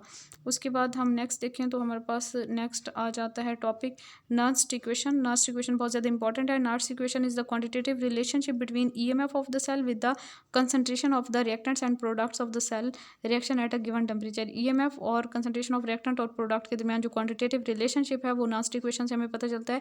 इन order to drive the equation को हमने ड्राइव नहीं करना। आप ये देखें कि आपके पास ये इक्वेशन है, del G is equal to del G not plus R T L N, और ये आपके पास जो कंसंट्रेशन ऑफ प्रोडक्ट या activity of product over activity of reactant, इसको हम क्यू से भी शो कर सकते हैं सिंपली, जिसको हम रिएक्शन कोशेंट कहते हैं, ठीक है। तो आप इस सारी टर्म की जगह पे जो है यहाँ पे क्यू पुट कर सकते हैं, mean del G is equal to del G not plus R T L N Q, ठीक है। उसके बाद हम देखें तो नेक्स्ट हमारे पास फाइनल इक्वेशन ये वाली आ जाएगी, E is equal to E not minus R T over N F L N और क्यू आ जाएगा। ठीक है, ये लास्ट इक्वेशन है। Last equation for the calculation of EMF of the cell, ये इक्वेशन नंबर 2 है। इसको याद रखें एमसीक्यूज के पॉइंट ऑफ व्यू से। Last equation at low concentration की बात करें तो आपके पास इक्वेशन जो है लो कंसंट्रेशन पे थोड़ी चेंज हो जाएगी। और फाइनल इक्वेशन इसमें याद रखें, E is equal to E not minus 0.0591 over N L N Q आ जाएगा। ठीक है, तो is equal to E naught R T over N F था, तो R T over N F यहाँ पे बेसिकली आर टी और एफ की वैल्यूज़ और एल, ठीक है, आर टी और एफ की वैल्यूज़ हमने ये जो कांस्टेंट थे आर और टी की और एफ की वैल्यू अगर हम पुट कर देना तो फिर आपके पास जो है ये वैल्यू आ जाती है 0.059। ठीक है, तो is equal to E not वही इक्वेशन है, जस्ट उसमें हमने ये वैल्यूज़ पुट कर दी हैं सारी, और वैल्यू पुट करने के बाद जो है आपके पास एक वैल्यू आगे 0.0591 ओवर एन एल एन और आगे जो है यहाँ पे क्यू आ जाएगा एल एन के साथ। तो ये आ जाएगा next equation. And the Daniell cell, इसको ना करें, इसको छोड़ दें, और इसके बाद इसकी बस फाइनल इक्वेशन कर लें डैनियल सेल के लिए, is equal to E not minus 0.0295 log zinc plus 2 ion over copper plus 2 आइन की कंसंट्रेशन। तो इसमें ये फाइनल इक्वेशन जस्ट देख लीजिएगा एमसीक्यूज के पॉइंट ऑफ व्यू से। ठीक है, उसके बाद नेक्स्ट हम देखें तो last equation and the effect of concentration of surrounding electrolyte on the electrode potential. यहाँ से मैं रीड कर देती हूँ, रीड में सारा कर देती हूँ, फिर आपको बताऊंगी कि कौन सी चीज़ें करनी है। मेजरमेंट ऑफ पीएच की बात करते हैं तो we know that an electrode is completed by dipping metal rod in the solution of its own ions. ये हमें पता है कि सॉल्यूशन के अंदर जब हम एक इलेक्ट्रोड को डिप करते हैं और उसी इलेक्ट्रोड के आइंस में डिप करते हैं तो एक इलेक्ट्रोड हमारे पास कंप्लीट होता है। The concentration of the surrounding solution of the electrolyte determine the electrode potential. तो जो सराउंडिंग सॉल्यूशन होता है, जो इलेक्ट्रोलाइट होता है, वही डिटरमाइन करता है इलेक्ट्रोड का potential. According to Nernst equation we are able to calculate the electrode potential depending upon the concentration of that ions. अगर हमें उस आइन की कंसंट्रेशन का पता हो इस सॉल्यूशन के अंदर तो हम उसका पोटेंशियल वहाँ पे मेजर कर सकते हैं, but we should know the temperature and the standard electrode potential of the electrode. अगर हमें स्टैंडर्ड इलेक्ट्रोड पोटेंशियल भी पता हो, टेम्परेचर भी पता हो, तो फिर जो है हम वहाँ पे उसका पोटेंशियल मेजर कर सकते हैं किसी भी कंडीशंस पे। वैसे तो हम स्टैंडर्ड पोटेंशियल मेजर करने के लिए तो स्टैंडर्ड इलेक्ट्रोड यानी कि हम स्टैंडर्ड हाइड्रोजन इलेक्ट्रोड या फिर कैलमल इलेक्ट्रोड या फिर हम वेस्टर्न सेल के जरिए जो है वो स्टैंडर्ड इलेक्ट्रोड पोटेंशियल मेजर कर सकते हैं स्टैंडर्ड कंडीशन पे। लेकिन नॉन स्टैंडर्ड कंडीशन पे हम नास्ट इक्वेशन का सहारा ले सकते हैं। Let us take the example of different electrodes and construct the Nernst equation. Different electrode के लिए हम नास्ट इक्वेशन को अगर हम देखें तो हाइड्रोजन इलेक्ट्रोड के लिए हम बात करते हैं तो हाइड्रोजन जो है उसकी जब रिडक्शन होगी तो H positive plus 1 electron is equal to half H2 बनेगा। ठीक है, नास्ट इक्वेशन अगर हम इसके लिए लिखेंगे तो नास्ट इक्वेशन हम कैसे लिखेंगे, फाइनल इक्वेशन देख लेते हैं। फाइनल इक्वेशन हमारे पास आ जाएगी ई एच पॉजिटिव जो है H2 में चेंज हो रहा है तो हम EMF ऑफ द सेल या EMF of electrode H positive change into H2 is equal to mean reduction हो रही है यहाँ पे 0.0529 लॉग H पॉजिटिव आइन। ठीक है, 0.0529 बाय N होगा। ठीक है, तो N की वैल्यू यहाँ पे 1 होगी, 1 इलेक्ट्रॉन इन्वॉल्व हो रहा है, तो यहाँ पे आपके पास जो है ये हो गया और ये आपके पास फाइनल इक्वेशन आ गई। इसमें अब हमारे पास लॉग जो है पॉजिटिव आ रहा है। ठीक है, कंसंट्रेशन सेल, अच्छा उसके बाद कंसंट्रेशन सेल आ रहे हैं, जहाँ पे ना आपने ये वाला कॉन्सेप्ट याद रख लेना है, इसको फिर हम आगे यूज़ करेंगे। ठीक है, इसको आगे यूज़ कर रहे हैं, इसको वैसे हमने यहाँ से अगर हम रीड करें तो consider the hydrogen electrode which is consist of hydrogen gas in equilibrium with H positive ions and the reaction of this electrode when written in reduction reaction. तो रिडक्शन रिएक्शन में हमने पहले इसका रिएक्शन लिखा। For this reaction N is equal to 1, N 1 है because 1 electron is being transferred from 1 ion of hydrogen. The Nernst equation can be written as ई जो EMF of electrode is H positive changes into H2 यानी reduction हो रही है, और E naught H positive changes into H2 minus RT और F LN और activity of H2 over activity of H positive. H2 की activity यहाँ पे क्या होगी, 0 होगी, क्योंकि जो है ना हम यहाँ पे जस्ट आयनिक फॉर्म में लेंगे। When the pressure of the hydrogen is 1 atmosphere then the activity of H2 is unity होगी, सॉरी 0 नहीं होगी, यूनिटी होगी। और यहाँ पे हम 1 एटमॉस्फेयर ले रहे हैं तो यहाँ पे इसकी एक्टिविटी यूनिटी होगी। फिर हमारे पास इक्वेशन कुछ इस तरह से आ जाएगी कि इसकी जगह पे हमने जस्ट 1 पुट किया, यहाँ पे रीअरेंज करेंगे इस इक्वेशन को। रीअरेंज करने के बाद हमारे पास जो है वो क्या हुआ है कि हमने इस टर्म को उल्टा दिया, तो यहाँ पे जो माइनस था वो प्लस में चेंज हो गया है। ठीक है, बाकी सारी इक्वेशन उसी तरह रही है, माइनस प्लस में हो गया। लॉग के आगे वाले नेचुरल लॉग के आगे वाली वैल्यू को हमने जब उल्टाया तो यहाँ पे माइनस की जगह पे प्लस आ गया। अब हमने क्या किया, हमने एक एक्टिविटी अगर हम H पॉजिटिव की यानी कि कंसंट्रेशन की फॉर्म में उसे ले आए हैं, और फिर उसके बाद जी हमारे पास जो हमें पता है कि स्टैंडर्ड हाइड्रोजन इलेक्ट्रोड की वैल्यू ज़ीरो होती है, जो उसका रिडक्शन पोटेंशियल होता है वो ज़ीरो होता है, तो वो हमने ज़ीरो पुट कर दिया यहाँ पे, तो हमारे पास इक्वेशन मज़ीद रिड्यूस होकर ये इक्वेशन आ गई। फिर इस इक्वेशन में हमने टेम्परेचर 25 डिग्री सेल्सियस और F is equal to 96500 coulombs और नेचुरल लॉग वगैरह की वैल्यू पुट की, तो हमारे पास आ गया जी 0.0591 log H positive ion concentration. This equation 5 is very useful because at log H positive concentration to the pH of the solution correspond to the pH of the solution. यानी कि natural log of H positive आइन जो है concentration हम लेते हैं तो वो pH ऑफ द सोल्यूशन होते हैं, तो इससे हम pH फाइंड कर सकते हैं। So we can determine the pH of the solution when hydrogen electrode is set up. तो इसको हम आगे यूज़ करेंगे मजीद, तो इसको फिलहाल आप लोग याद रखें। फिर हम कंसंट्रेशन सेल्स की बात करते हैं। दो cell in which the EMF is produce due to the difference in the concentration of the electrode.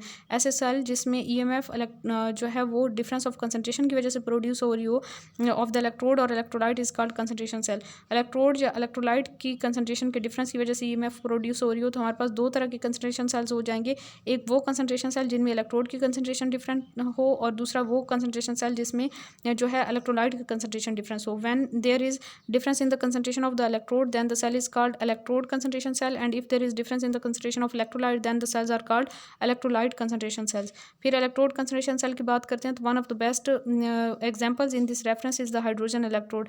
इसमें हाइड्रोजन इलेक्ट्रोड इसके एग्जांपल आ जाती है if the pressure of the hydrogen at the two electrode is different. अगर दोनों electrode पे hydrogen के pressure को different रखते हैं and the both electrode are dip in the same solution of H positive ion then it become electrode concentration cell. यानी कि जो हमारे पास यहाँ पे सॉल्यूशन फिल किया हुआ है उसकी कंसंट्रेशन तो हमने चेंज नहीं की, लेकिन दोनों इलेक्ट्रोड के ऊपर जो है वो हाइड्रोजन का प्रेशर डिफरेंस है, तो ये आपके पास इलेक्ट्रोड कंसंट्रेशन सेल आ जाएगा, क्योंकि इलेक्ट्रोड पे कंसंट्रेशन का डिफरेंस है या प्रेशर का डिफरेंस है, सॉल्यूशन के अंदर डिफरेंस नहीं है, तो इसलिए ये आपके पास इलेक्ट्रोड कंसंट्रेशन सेल होगा। इसको रिप्रेजेंट करेंगे तो H2 प्रेशर pH2 से जो है हमारे पास P1 होगा और ये चेंज होगा H पॉजिटिव आइन में, और इस तरह जो है इसकी रिप्रेजेंटेशन के बाद आपके पास ये डायग्राम आ जाती है। In this cell there is no reference of electrolysis, इसमें सॉरी ट्रांसफेरेंस ऑफ इलेक्ट्रोलिसिस, इसमें इलेक्ट्रोलाइट जो है सॉरी ट्रांसफ़र नहीं हो रहा, so we this cell is called electrode concentration cell without transference. इसमें जो है इलेक्ट्रोलाइट जो है वो ट्रांसफ़र नहीं हो रहा, तो ये विदाउट ट्रांसफेरेंस सेल होता है। ऐसा सेल जिसमें इलेक्ट्रोलाइट जो है वो ट्रांसफ़र ना हो तो उसको हम विदाउट ट्रांसफेरेंस कहेंगे। उसके बाद हम वो आगे आपको ट्रांसफेरेंस वाली बात समझ आएगी। इलेक्ट्रोलाइट कंसंट्रेशन सेल, फिर नेक्स्ट हम देखें electrolyte concentration cell, that cell in which the two electrodes are same, दोनों इलेक्ट्रोड्स सेम हों लेकिन they have different concentration of the same electrolyte and are connected by the salt bridge. अब यहाँ पे हमारे पास जो है दोनों इलेक्ट्रोलाइट को हम दो सेल्स के अंदर लेंगे और दोनों की कंसंट्रेशन डिफरेंट होगी लेकिन इलेक्ट्रोड्स की कंसंट्रेशन सेम होगी। साल्ट ब्रिज यूज़ करेंगे तो इलेक्ट्रोलाइट की कंसंट्रेशन सेम होने की वजह से ऐसे सेल्स को हम कहेंगे इलेक्ट्रोलाइट कंसंट्रेशन सेल। एग्जाम्पल इसमें हाइड्रोजन इलेक्ट्रोड की ही लेंगे, लेकिन इसमें हमारे पास डिफरेंस कहाँ पे आ जाएगा, वहाँ पे हमारे पास प्रेशर का डिफरेंस आ रहा था ना, यहाँ पे हमारे पास जो है ना ये सॉल्यूशन जो H पॉजिटिव आइन है इसकी जो आपके पास एक्टिविटी है यहाँ पे A1 और यहाँ पे A2, वहाँ पे जस्ट प्रेशर का डिफरेंस आ रहा था। ऊपर अगर हम देखें तो P1 और P2 आ रहा है, यहाँ पे प्रेशर का डिफरेंस आ रहा है इलेक्ट्रोड्स की, और यहाँ पे जो है हमारे पास सॉल्यूशन की कंसंट्रेशन या एक्टिविटी का डिफरेंस आ रहा है। तो दोनों में इलेक्ट्रोलाइट कंसंट्रेशन सेल और इलेक्ट्रोड कंसंट्रेशन सेल में ये मेन डिफरेंस होता है। उसके बाद आपके पास ये सेल आ गया और इसमें से आप जिंक इलेक्ट्रोड की देखें बात करें तो this cell is concentration cell with transference.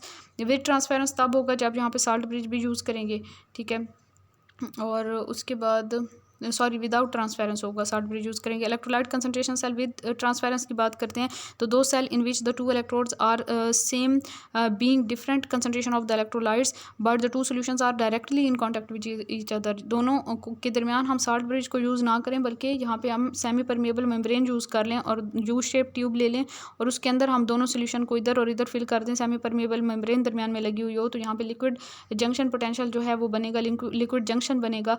तो ऐसे सेल जो होते हैं इनको हम कहते हैं electrode potential cell with transference. With transference तब होगा जब उन दोनों के दरमियान जो है वो सेमी परमेबल मेम्ब्रेन होगी, ठीक है।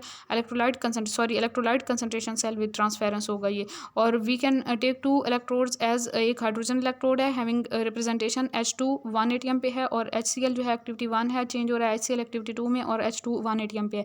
यानी कि इलेक्ट्रोड जो है दोनों सेम प्रेशर पे हैं लेकिन इलेक्ट्रोलाइट जो है उनकी कंसंट्रेशन डिफरेंट है। ZnH2SO4 H2SO4 Zn, और फिर जो है Zn कॉन्टैक्ट में H2SO4 के, उसकी एक्टिविटी 1 है, फिर वो कॉन्टैक्ट में है ZnSO4 एक्टिविटी 2 के साथ, और फिर Zn के साथ वो है, उसके साथ Zn के साथ जो है वो कॉन्टैक्ट में है। In the representation of this cells the double line is, यहाँ पे जो डबल लाइन जो होती है ना उसको रिप्लेस कर देते हैं 2 डॉट से, यानी डबल लाइन जो है वो ना वो रिप्रेजेंट कर रही होती है, डबल लाइन साल्ट ब्रिज को रिप्रेजेंट कर रही है, और 2 डॉट्स जो हैं वो सेमी परमेबल मेम्ब्रेन या लिक्विड जंक्शन को रिप्रेजेंट कर रहे होते हैं। EMF of electrode concentration cell without transference, EMF of electrode concentration cell without transference की बात करें तो इसमें आप डिटेल में ना जाएं, इसमें जस्ट आप ये फाइनल इक्वेशन कर लें। विदाउट ट्रांसफेरेंस के लिए और विद ट्रांसफेरेंस के लिए आप लोग जो है ना ये याद रखें इक्वेशंस। विदाउट ट्रांसफेरेंस के लिए E = RT/2F ln A/A2, 2 की जगह पे n हो सकता है, ठीक है, डिफरेंट कंडीशंस के लिए। यहाँ पे जो हम जो ले रहे हैं रिएक्शन उसमें आपके पास 2 आ रहा है ना, तो इस वजह से यहाँ पे हम 2 ले रहे हैं। ये हमने लिया है 2F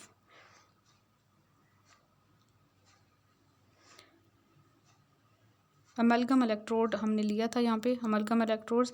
one of the example in this reference is zinc amalgam electrode which is represented as zinc amalgam electrode के केस में हमारे पास जो आ जाता है ना n की वैल्यू 2 आ जाती है, ठीक है। तो इस वजह से आपके पास E = RT/2F ln A1/A2, ठीक है।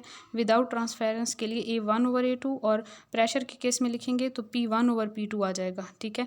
मतलब कि एक्टिविटी के केस में लिखेंगे तो A1/A2 और प्रेशर के केस में P1/P2, और फिर आ जाएगा हमारे पास EMF of electrolyte concentration cell without transference. वो विद ट्रांसफेरेंस था, विदाउट ट्रांसफेरेंस के लिए आपके पास आ जाएगा E = RT/F ln A2/A1, यानी प्रेशर के केस में P2/P1 और कंसंट्रेशन या एक्टिविटी के केस में A2/A1। और दूसरा जो था हमारे पास विद ट्रांसफेरेंस के लिए P1 ऊपर और P2 नीचे, A1 ऊपर A2 नीचे, और इस केस में हमारे पास विदाउट ट्रांसफेरेंस के लिए A2 जो है वो पहले आएगा, A1 नीचे आएगा, और इस तरह P2/P1 आएगा, ठीक है। तो मतलब A2 is greater than A1 और P2 is greater than P1। उसके बाद नेक्स्ट है EMF of concentration cell with transference. With transference concentration cell की बात करें हम तो इसमें आपने याद रखना है इक्वेशन जो हमने पीछे एक देखी थी। यहाँ पे हम हाइड्रोजन इलेक्ट्रोड के एग्जांपल ले रहे हैं in connection with HCl solution, ठीक है। और उसके बाद हमारे पास जो फाइनल इक्वेशन आ जाएगी,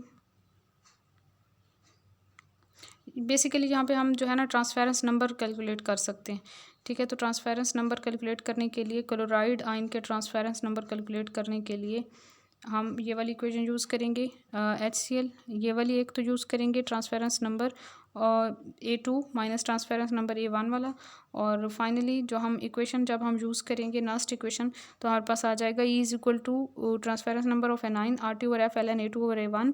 और इसके बाद अगर हम जो है वो ये इक्वेशन हमारे पास बनेगी, और इसको फिर फाइनली हम इसमें कन्वर्ट कर लेंगे T माइनस जो है यानी कि एनाइन का जो ट्रांसफेरेंस नंबर है ना उसको हम स्टार्ट में आ जाते हैं ना जब ln अप्लाई करेंगे तो, और A2 ऊपर और A1 नीचे, तो माइनस का साइन जो है वो प्लस में चेंज हो जाएगा। तो इसमें आप ट्रांसफेरेंस नंबर वाले में भी जस्ट फाइनल इक्वेशन याद रखें, सारी डेरिवेशन वगैरह करने की ज़रूरत नहीं है क्योंकि हमने जो है ना इतना कुछ हम लोग रिटेन नहीं कर सकते। और फाइनली इसमें आप ये इक्वेशन याद रखेंगे ट्रांसफेरेंस नंबर वाले में, मेन ये वाली इक्वेशन कि E = transference number of anion RT/F ln M2 gamma2/M1 gamma1। किसी भी कंपाउंड की एक्टिविटी को फाइंड करने के लिए ये फार्मूला यूज़ किया जाता है। Activity is equal to general formula होता है x⁻x dot y dot M2 + y and gamma2 x + y। इसमें फिर हम वैल्यूज़ पुट करेंगे, अगर 1 to 1 या यूनिवैलेंट इलेक्ट्रोलाइट है तो 1 1 आ जाएगा इसमें हमारे पास, और इस तरह से ये वैल्यूज़ पुट करने के बाद फाइनली आपके पास ये फार्मूला आ गया था। फिर हमारे पास है determination of the pH of a solution bye EMF measurement. इसको हम पोटेंशियोमेट्रिक मेथड भी कहते हैं। EMF मेजरमेंट से हम pH को फाइंड करें तो इस मेथड को हम पोटेंशियोमेट्रिक मेथड भी कहते हैं। Potentiometric method to determine the pH of the solution. Different type of electrodes which can be implied for this purpose are hydrogen electrode को इसके लिए हम यूज़ कर सकते हैं, क्विनोहाइड्रोन इलेक्ट्रोड के लिए को यूज़ कर सकते हैं, और ग्लास इलेक्ट्रोड को यूज़ कर सकते हैं। These electrodes are used against the reference calomel electrode, और कैलोमल इलेक्ट्रोड को रेफरेंस के तौर पे यहाँ पे यूज़ किया जाता है। तो इसको हम डिस्कस करें तो pH measurement of hydrogen electrode की बात करें तो उसके लिए हम वही उसकी रिडक्शन वाली इक्वेशन लिख लेंगे यहाँ पे, और फिर हम इसके लिए जो है वो नास्ट इक्वेशन लिख लेंगे। और उसके बाद आपको पता है कि हमने वैल्यूज़ पुट करनी होती हैं, तो फिर जैसे मैंने आपको पीछे एक इक्वेशन बताई थी, वो इक्वेशन आप ये वाली यूज़ करेंगे। इसमें आपने 0.0529 log H positive ion concentration, और ये इसकी वैल्यू 0 होती है तो ये 0 आ जाएगी। तो फाइनली आपके पास ये वाली इक्वेशन बन जाएगी।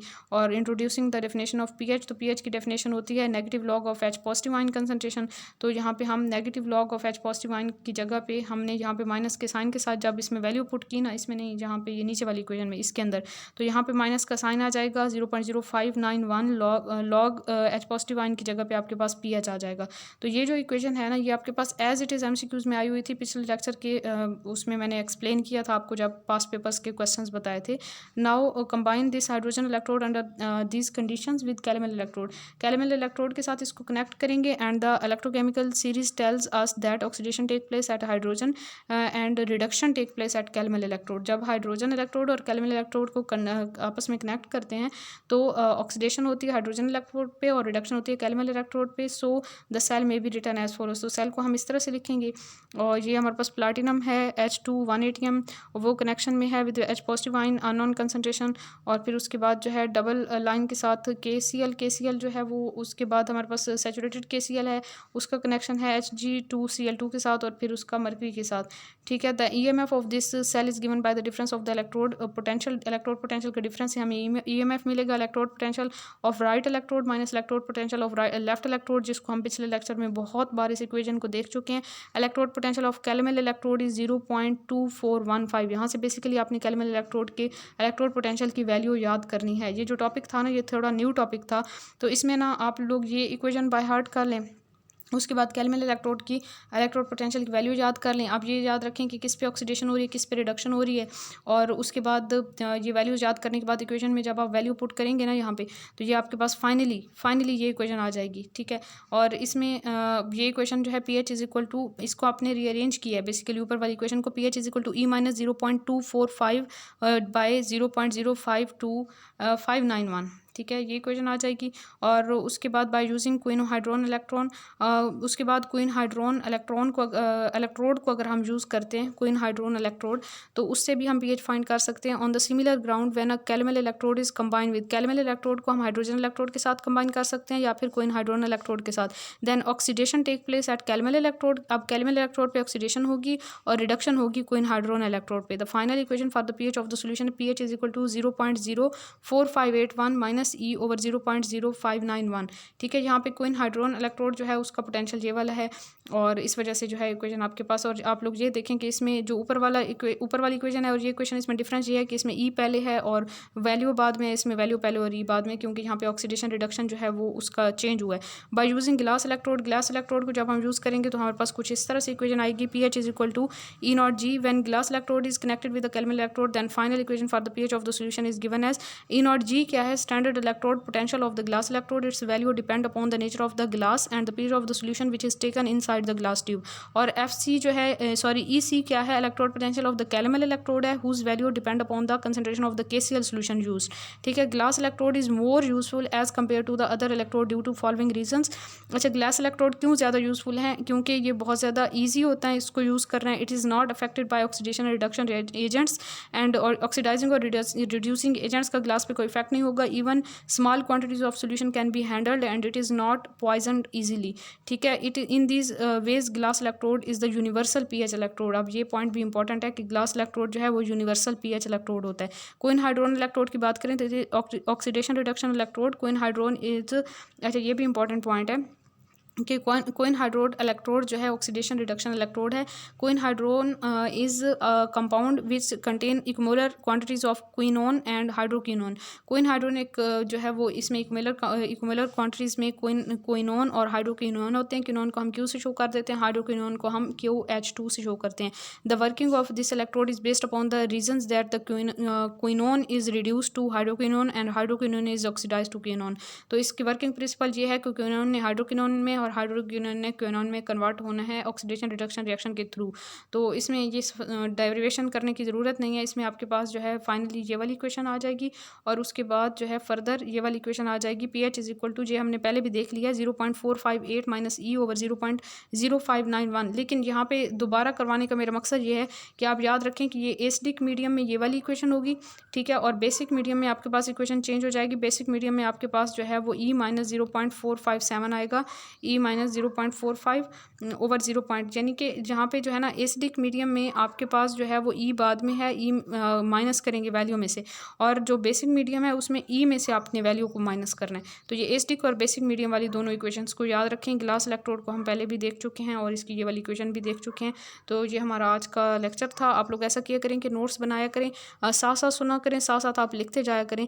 जब आप लिखते जाएंगे नोट्स बनाते जाएंगे और फिर अपने लिखे हुए नोट्स, चूँकि वो आपने एक बार समझ भी लिया होगा, उसको अपने हाथ से लिख भी लिया होगा, तो फिर जब आप दोबारा उसको स्टडी करेंगे ना तो आपको इंतहाई आसान लगेगा और आपको बिल्कुल मुश्किल नहीं होगी। या तो बुक के ऊपर मार्क कर लिया करें और वहाँ से, लेकिन बुक से भी ज़्यादा अगर आप अपने नोट्स बना लेते हैं वो बहुत बेस्ट है, क्योंकि अभी तो सीट्स भी अनाउंस नहीं हुई। तो अभी से आप अगर मेहनत करना स्टार्ट कर दें, अपने नोट्स बनाना स्टार्ट कर दें, तो पूरे पंजाब में जितने भी लोग मेहनत कर रहे हैं, अगर आप उनके लेवल की मेहनत करते हैं तो उनके साथ कम्पीट कर सकेंगे, या कोशिश किया करें कि उनसे ज़्यादा मेहनत करें। मीन कि आप खुद के साथ कंपटीशन रखें कि आज आपने जितनी मेहनत की है तो नेक्स्ट डे जो है वो उससे ज़्यादा मेहनत करें, ठीक है। अपना एक टारगेट सेट कर लिया करें और अपना बहुत सारा ख्याल रखें और दुआ में याद रखिए। आज लेक्चर काफ़ी लेंथी हो गया तो हम ख़त्म करते हैं अब यहीं पे।